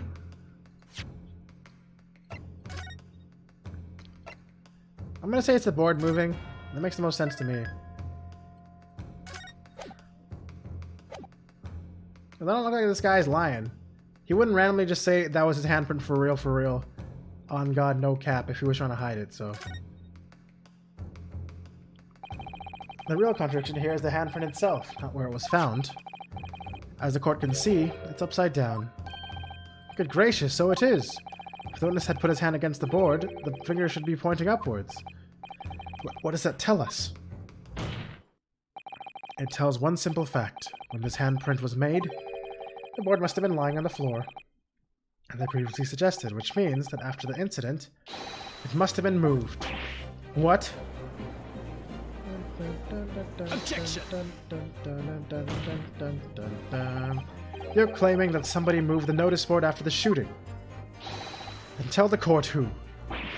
I don't know that yet, but the point is, when you consider all the testimony we've heard so far, we can now be very clear on one point. And what would that be? The position of the notice board at the time of the incident, my lord. So, counsel, I must ask you to clarify your assertion for the court. At the time of the incident, where do you maintain the notice board was situated? If it was fallen over and he was next to the corpse, I guess it could have been here for some reason, as if like he was hiding behind it or something for whatever reason. I don't know. Where do they want me to put this? There could be a lot of places.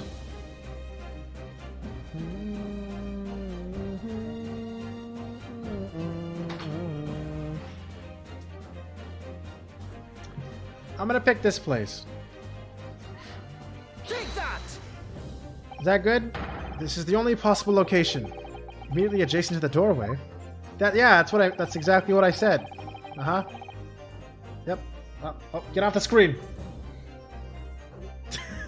If the court would think back to the testimony given by the defendant earlier, he said that when he entered the room, it was dark and he couldn't see the body. Oh, was it dark because the freaking board was in front of the goddamn candle, so even if it was lit, it doesn't matter? By Eck! If the notice would have been here, the body would have been completely hidden from view, and the light from the candles would have been blocked, making the room appear darker. Objection! The accused also claims that the victim's body simply appeared before him. That's true. Or, in his precise words, I wasn't even close to where they showed the board. Just as I picked the firearm up to examine it, the door flew open and I heard a man scream. Oh, maybe the door flying open knocked over the board. Ah, I get it. It was only then that the body of Inspector Gregson appeared before me. I don't know about calling it a scream, but he was talking about me and make no mistake. Because it was me that kicked the door open. If you look again at the floor plan, consider what would have happened if the doors of the room was thrown open with force. That can't. The door struck the notice board, knocking it over, making the victim's body visible. Good gracious! My client has told nothing but the truth. He has simply described what he saw. Arg! Ooh, we just hit him in the head, so he can get his amnesia back.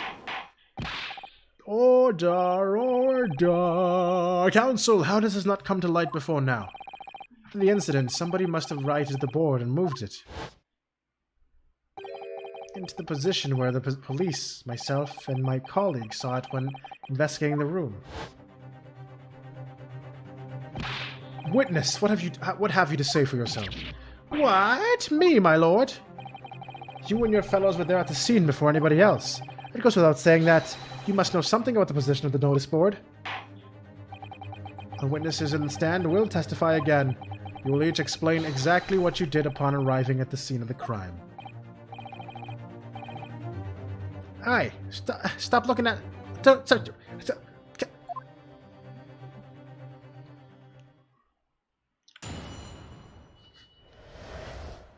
The mystery of the moving board. I don't know anything about that there notice board. I just wiped my hand on it, that's all. Well, don't look at me. Haven't got a clue about it. I was doing business with some second years at the time. I don't know anything about anything. I'm just a bystander. Just a stand at the crossroads of life. And was that Reaper, I bet. He got a face that screams bored. I can't see how this changed anything. So the detective still died when we heard the gunshot. So now you can elaborate further. Shaken by the crime they witnessed, and with only a few of the light of a few candles and an oil lamp to which to see. We can't expect these witnesses to be able to give a more precise account. That's right, yeah. It don't pay to expect too much. Is she gonna be the killer? For whatever reason, is she like an assassin? It's always the cute one. It's a man's destined endless quest for knowledge that's destroying the world. That's what I think. Do you? Really? In any case, as his testimony shows, even if the notice board was moved by somebody following the incident, it makes no difference. When the gunshot rang out, the accused was the only person at the scene. In short, the only person who could possibly have committed this crime is Barack Van Zieks. None of this wrangling over the board changes that simple fact. Quite so, quite so. Does the defense still wish to cross-examine the witnesses despite the circumstances? Most certainly, my lord. Very well, then you may proceed, counsel. Bam bam ba-da-dam bam ba-da-bam bam bam bam bam bam ba-da-bam. I might call it after this cross-examination. I'm kind of just losing my steam here a bit early, but it's okay. The mystery of the moving board. I don't know anything about that there notice board. I just wiped my hand on it, that's all. Well, don't look at me. I haven't got a clue about it. I was doing business with some second years at the time. Hold it! When you say that you were doing business with them, then you mean you were selling them fireworks? Yeah, what else? There's a priory school just around the corner, see? Those cheeky little so-and-sos have got a plan to blow their school at Kingdom Come. Huh. So I've been telling on them, letting their teachers know what they're up to. Oh, you have? Yeah, wouldn't want anyone to get hurt. So I let the school know the kids are playing with dodgy toys. Then, praise the Lord, the teachers take all the fireworks off him. Then, praise the Lord again, the kids all come back to me to buy more. Everyone's happy, see? What a racket. What a crazy plan. Of course. And sometimes the teachers give me a little bonus to thank you for letting them know. It's a busy old life, selling explosives. Venus is a guileful goddess indeed. Well, telling barefaced lies is kind of my thing, really. I'm never so good at it. Excuse me! Excuse me! Excuse me. Something wrong, Mr. Sandwich? If I said it was, could I just leave it at that? Would that be the end of it? No. No. Did Miss Venus' statement just now bring something to mind, perhaps? Philosophical thoughts.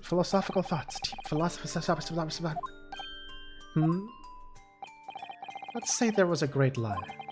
And that great liar said without batting an eye, telling barefaced lies is kind of my thing. I'm ever so good at it. Would those words of hers be a lie too? Or the truth, in which case she's not a liar?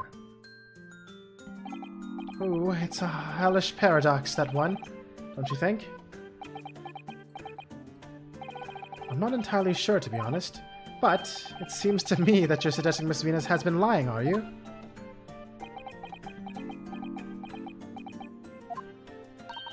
What are you on about, old man? Trying to cause trouble, are you? Keep on like that. And I'll wrap your whole body in firecrackers and set them off. That'll give you something to tremble about. You have a startlingly disturbing mind behind that sweet and innocent face, young lady. So, Miss Venus has lied in her testimony. Is that what you're saying, Mr. Sandwich? Well, if it means I'll be burning in hellfire for the rest of my days, so be it. Yes, that's what I'm saying. Can you elaborate, please, sir?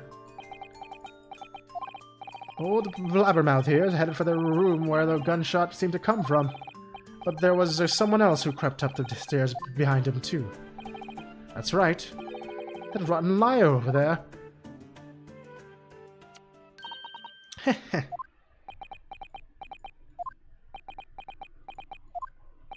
Do you mean to say that you did in fact betake yourself to the scene of the crime after all?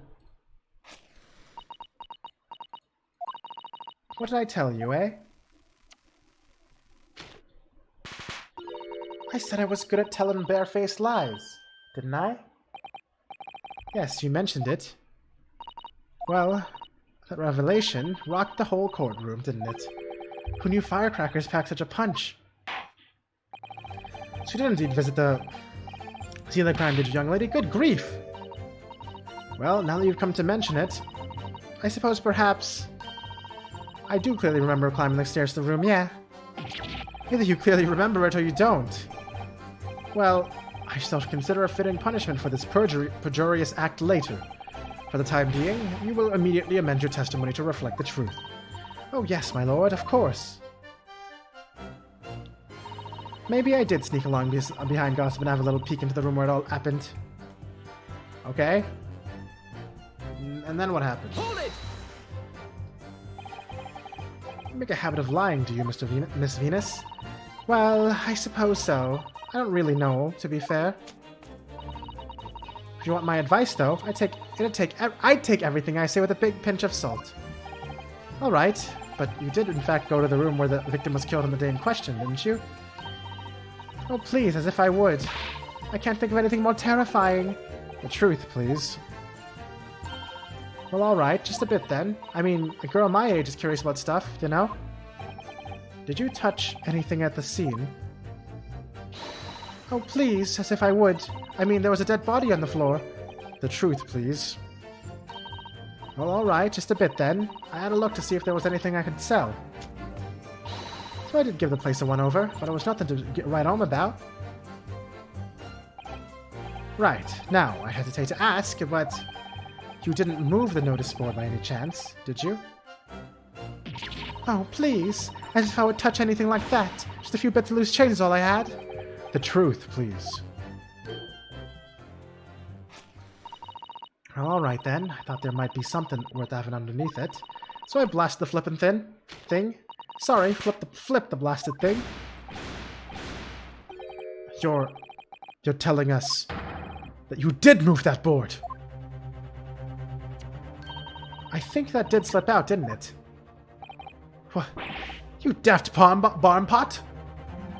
I don't believe it. The girl doesn't think. So, did you find anything then? Something that you might have taken, perhaps?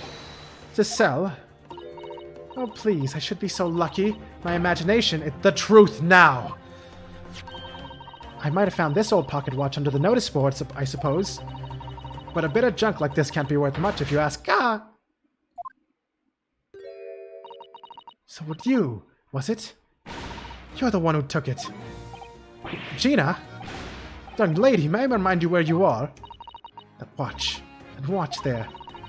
That was a present to Inspector Gregson from the yard for a big case he solved 10 years ago. The professor case, no doubt. The boss used to wind it up every evening without fail when he was looking for his grub to come at the pub. I see. I swept it off him once, and blimey was he upset. He gave me a right earful.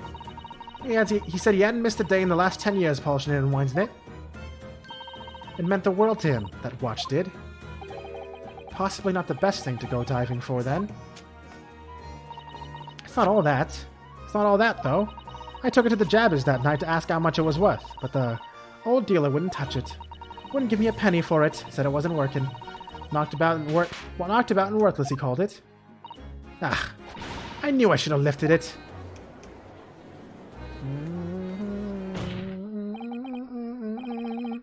That watch must be submitted as evidence at once. Oh, please, just so as long as you promise to give it back when we're done. Not a chance. I'll swipe it from you if you try to get your grubby mitts on it again. That's enough. Hand the watch to the bailiff forthwith. Now, children, watch your manners. Good lord. The glass appears to be broken. More than likely, it shattered when the inspector was shot. It doesn't tick anymore either. Which is why Jabbers didn't want it. What a waste, eh?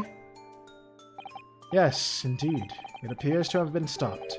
At the hour of 5. Oh my god, it's gonna be the time of death! Exactly when the gunshot was heard, then. Which supports the prosecution's claim, of course. It's a very big assumption, though, that we broke at that time. He wound without fail every single day, no longer ticking in the glass over the face is cracked. Well, it would appear that the mystery of the moving notice board has been solved at least. As I predicted, it had very little bearing on the case. And now then, continue with your cross-examination, please, counsel. What do I do with this... Oh, wait, hold on. I learned my lesson, guys.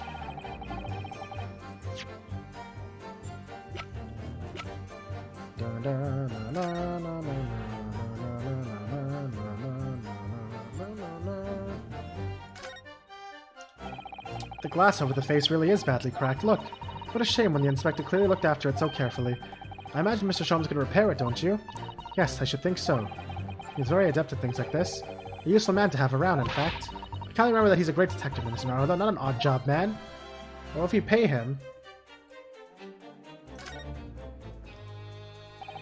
There's a tiny little stub sticking out from this small hole here, look. I suppose there must have been a little knob or something on that for setting the time. In that case, seeing as we know the inspector took such good care of this watch, it probably broke when the incident occurred, didn't it? Yes, of course. Which could mean that there's a small part of the watch still at the scene. Maybe. I think it's the frickin' policeman. I think he fits it right here as a key. Oh wait, or he fits in the key as a key. There's a tiny little keyhole here. Can't you see? Oh yes, that's probably for the winder used to wind up the mechanism. Looks a little unusual, don't you think? Yes, you need just the right key to wind it, I imagine. Why do I feel as though I've seen something? Something a bit like a key that's about to the right size to fit in this hole. It'd be wonderful if we had the key. Let's check carefully over what we've already found. I already know... Okay, does it want me to look at it again? I'll look at it again. Hey, who untwisted this shit? The helmet... Yeah, okay. Just fucking twist it again, bro. Thanks. Mr. Sato, do you think perhaps this key could be the key for Inspector Gregson's watch? Oh yes, it could be. Let's try it at once. There's not a moment to lose.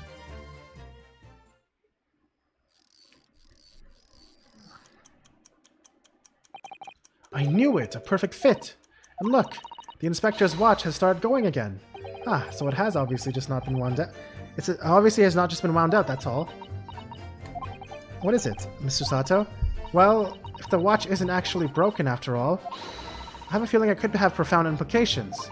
Oh yeah, because that means that wasn't the time of death. It was set. She's deep in thought now. Perhaps I'd better start thinking deeply too.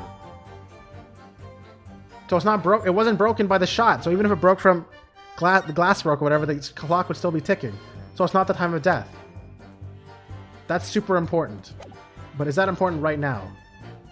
Let's find out. Who's that Reaper? I bet he's got a face that screams bored. I can't see how this changes anything anyway. The detective still died when we heard the gunshot. Hold it! It was 5 o'clock in the afternoon that you all heard that loud bang, wasn't it? Maybe the notice board fell over, or maybe it didn't. Maybe I fell over, or maybe I didn't. But the Reaper's fate is sealed either way because of the gunshot we all heard. So your fate's sealed too. I mean to click your face. My fate? That's right. The defense is fated to lose, and the prosecution is to win. In other words, it all hinges on that single gunshot. So if I could just find some problem with that part of their story, it may be possible to change all our fates. Of course, none of that changes the fact that I heard what I heard, does it? Not much to go on. As you've pointed out, Mr. Naruhodo, there's no question that the notice board was moved. So somebody must have done it, but it did happen after the event, so maybe Kazuma's right, and it's not relevant to the case. It does seem to have been deliberately positioned so as to hide the body from view, so I feel sure that there's some deeper significance to all of this. Yes, I know what you mean. I have no doubt there are more clues to be uncovered. You're on the right track, I can feel it. So follow your instincts. Alright then. So right now I can tell that the firework was used as the bomb, or as the gunshot sound, and I can tell that the 5 o'clock was not the time of death. Now how do I do that? How do I put it all together? I don't know. Hold it! But you did go to see what had happened in the room, didn't you? Fresno Street is my whole world. It's all I know, and all I know of it. I know all of it. I have to make it my business to know if I want to hold my sign up high. So you did go to see what had happened. It's not the destination that's important. It's how you get there, isn't it? Did you notice the notice board in the room? If you think about it, we're both the same species, aren't we? Both different members of the sign family. What? So if I'd spotted it, I might have tried to trip it up out of a sense of rivalry, I admit. Someone really needs to tell you that you're Homo sapiens, not Homo sinians. Good one. Good one, Ryonosuke. Does that mean you didn't notice the board? I can only repeat what I said before. I don't know anything about anything. I'm just a bystander, me. Just a sign at the crossroads. In which case, just who was the responsible for... we already figured this out. This is useless. Y'all don't even keep track of shit right now. It was the Reaper, I bet. He's got a face that screams the board.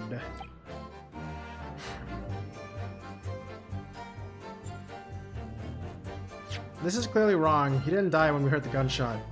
But I don't know how to explain it. Do I explain it with this updated thing?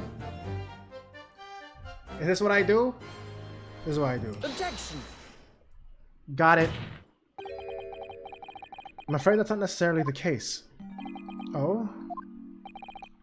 At the scene, we found this key to the winder of the inspector's pocket watch. A key. And having wound the pocket watch, we discovered that, in fact, this thing still works. You see, the watch didn't stop because it was broken at all. And that fact completely undermines one of the most fundamental premises on which this entire case has been built. What?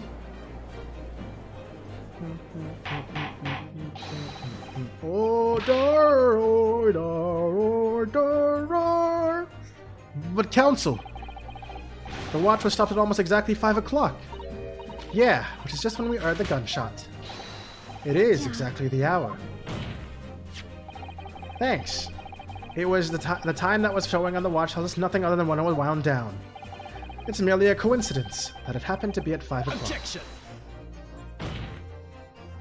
Even if that's true, the 3 witnesses here all heard the gunshot at 5 o'clock.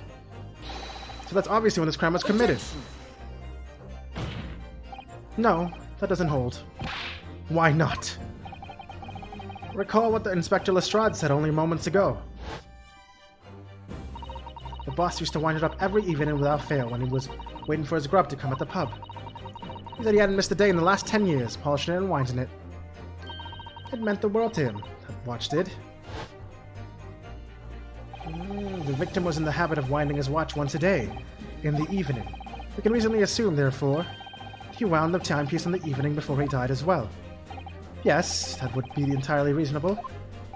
But if that's the case, you wouldn't expect the watch to have completely wound down by 5 o'clock the following day. Well, how do you explain it then? In summary, the evening before the day in question, when the gunshot rang out in the room, the inspector was already unable to wind his watch. You can't mean... What would stop a man from winding his watch if he's been in the habit of winding it every single evening for 10 years? The obvious answer is that he was already dead.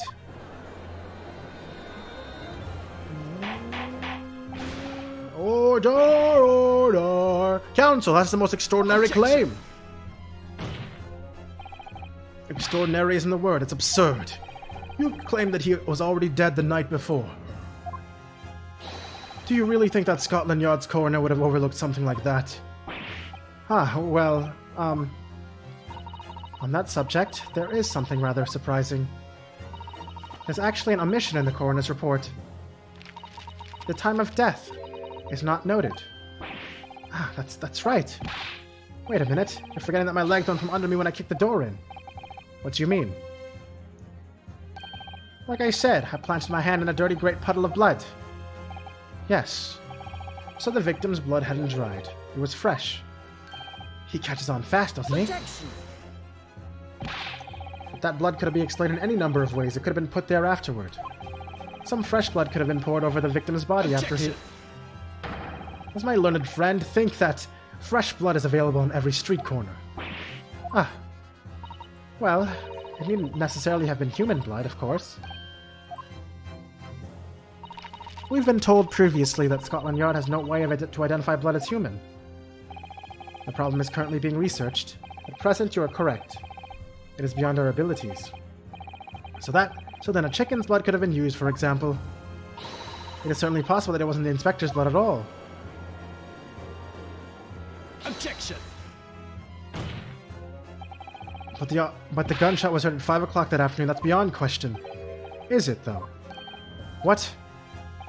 Given that the time of death of the victim has already been called into question, isn't it beyond the realms of possibility that what these witnesses heard wasn't a gunshot at all? Oh, please, what are you trying to say? Us lot know what we heard and was a loud bang that came from their room. Now you listen to me, a street... Wait, what the hell, you whip? A street teller's ears are like his livelihood. I don't doubt your ears, sir, but all you can state with certainty is that you heard a noise. Eh? Explain yourself then, counsel. Firework, the noise that sounds like a gunshot, could have been made with... this. Take that!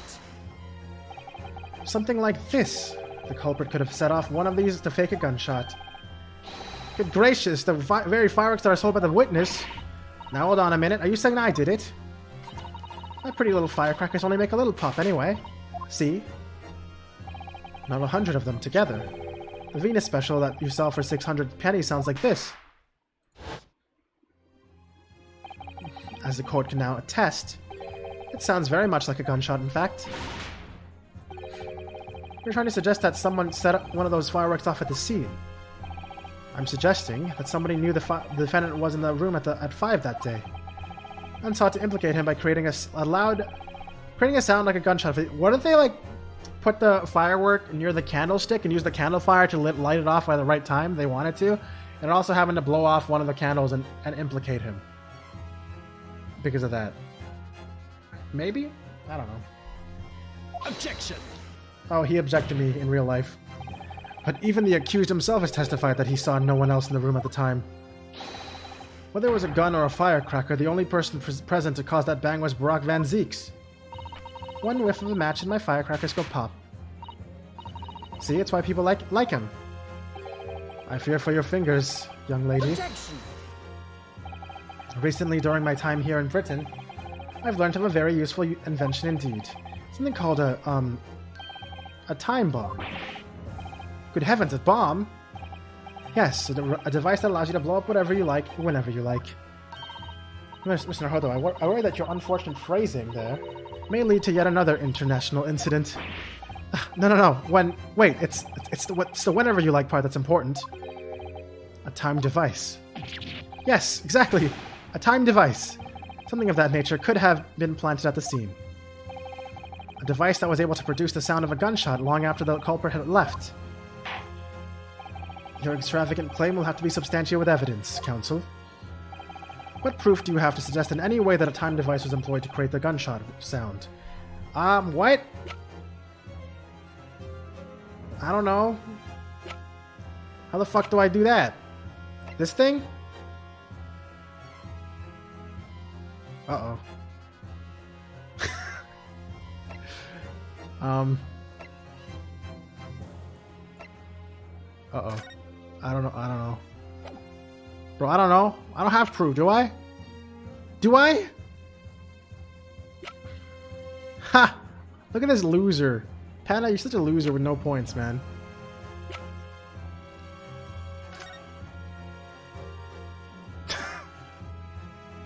Hi, Panda.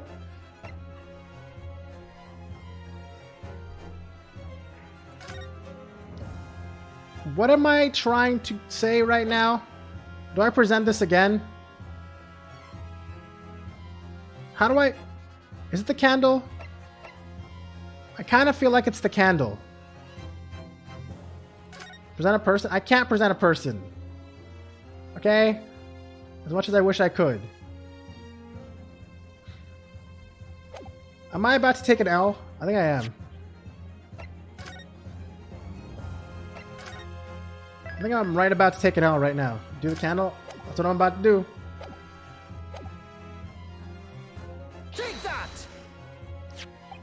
Hey! So I was actually on the right track with the candle. As the court has already discussed, the tip of one of the candles in the candelabrum have been blown off. Indeed, because it was struck by the bullet, which presumably passed through the victim. I don't think that's possible, my lord. Not possible. Why? Because of the scorching. There are gunpowder scorch marks clearly visible on the broken candle. There are. Goodness, yes. But it is not the case. There are also scorchings on the victim around the bullet entry wound. That's right, there was. But as we heard earlier, scorching like that can only occur when the target is at very close range. A matter of centimeters from the gun. Yeah, I remember, I don't know if anyone or if I even said it out loud, but when I saw the scorch marks in the candle, I was like, oh, I don't think I said it out loud. I think I thought it. But the scorch marks made me go like, wait, how could there be scorch marks there unless the shot was like right next to it? Because I don't think bullets leave that kind of mark. I'm pretty sure I might not have said that out loud though. Which means that the scorching on the candle can't possibly be the result of a gunshot. You're suggesting it came from the fireworks. How can that be, eh? The fact is there's such visible scorching on the candle. It suggests that the fireworks must have been right next to it when they exploded. Or to put it another way, the candle and the firecrackers were joined together. Oh, so when the freaking... That's an interesting setup. So when the candle melted enough, it would explode? Is that even real? Can this even work? The culprit somehow attached the firecrackers at a point partway down the candle. After the killer had left the scene, wouldn't that like... I feel like it would be more likely that wax would leak all over the fucking rope and not light it. That's what I think is more likely in my opinion. But hey, who knows? I'm not about to try this shit at home. After the killer had left the scene, the candle slowly burnt down along with the other two. Until eventually it ignited the fuse and the firecrackers generated a loud pop.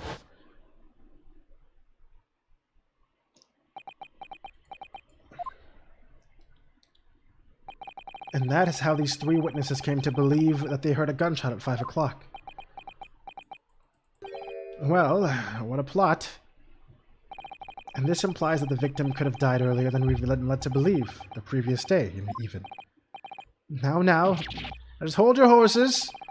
All us lot here saw the victim going into the building, remember? I couldn't forget that flame-colored hair, even if I wanted to. The person you saw entering the building wasn't the victim at all. Consider this. Obviously, anybody can wear a wig. So the person that these witnesses saw entering the building 15 minutes before the incident occurred could easily have been someone else entirely, wearing the red hairpiece. Someone else? Do you mean to say it was the same person who contrived the firecracker trick? In other words, Inspector Gregson's killer. Pfft.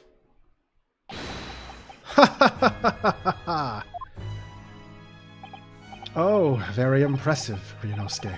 Naruhodo. Kazuma? I am really quite amazed you've come this far. But after all, wasn't I the one who told you that you had all the makings of a great defense lawyer? I also noted the lack of a time of death in this report. A stark omission. But, as far as I'm concerned, this whole country's justice system leaves a lot to be desired.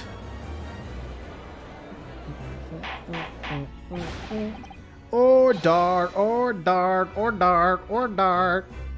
Prosecutor Asogi, what on earth do you mean by that statement? I hear that many of the leading members of Britain's judiciary are present to observe this trial today. So we cannot allow even the slightest doubt to be overlooked. The defense's assertion about the time of death based on the victim's stopwatch is just conjecture. But, while the possibility exists that my learned friend may be correct, we have a duty to explore it. Well, certainly. I would agree with you. And what immediately comes to mind is, of course, what was Inspector Gregson doing and where did he go on the day before the incident? Do you know? The inspector always carried out his investigative work alone. His movements were treated as confidential within Scotland Yard, even within the Yard. However, considering the evidence that we've been presented with so far, I'd say it's fairly apparent that what case the man was pursuing, wouldn't you, my learned friend? I do have a feeling that about what case he might have been investigating. Yes, I agree. Surely. My lord, the defense believes it can explain to the court the case that was being investigated by Inspector Gregson at the time of his death. You can? Very well, counsel. Present your argument to the court. What evidence is suggestive of the case being investigated by the inspector on the day prior to the incident?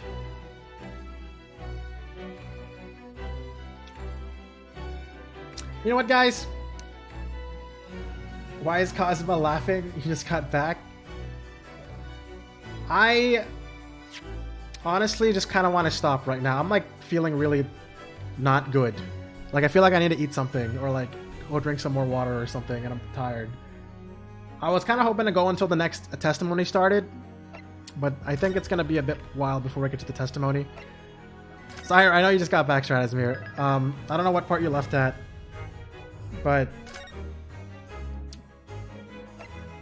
he's laughing because he's evil. He's not evil. He's just, I don't know, man. He's laughing at the justice system. I haven't really gotten the context of why he's laughing. YouTube, thank you guys so much for watching.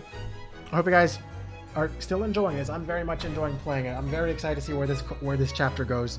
But for now, it's gonna have to wait until next time. So thank you guys for watching, and I'll see you guys in the next video. Goodbye.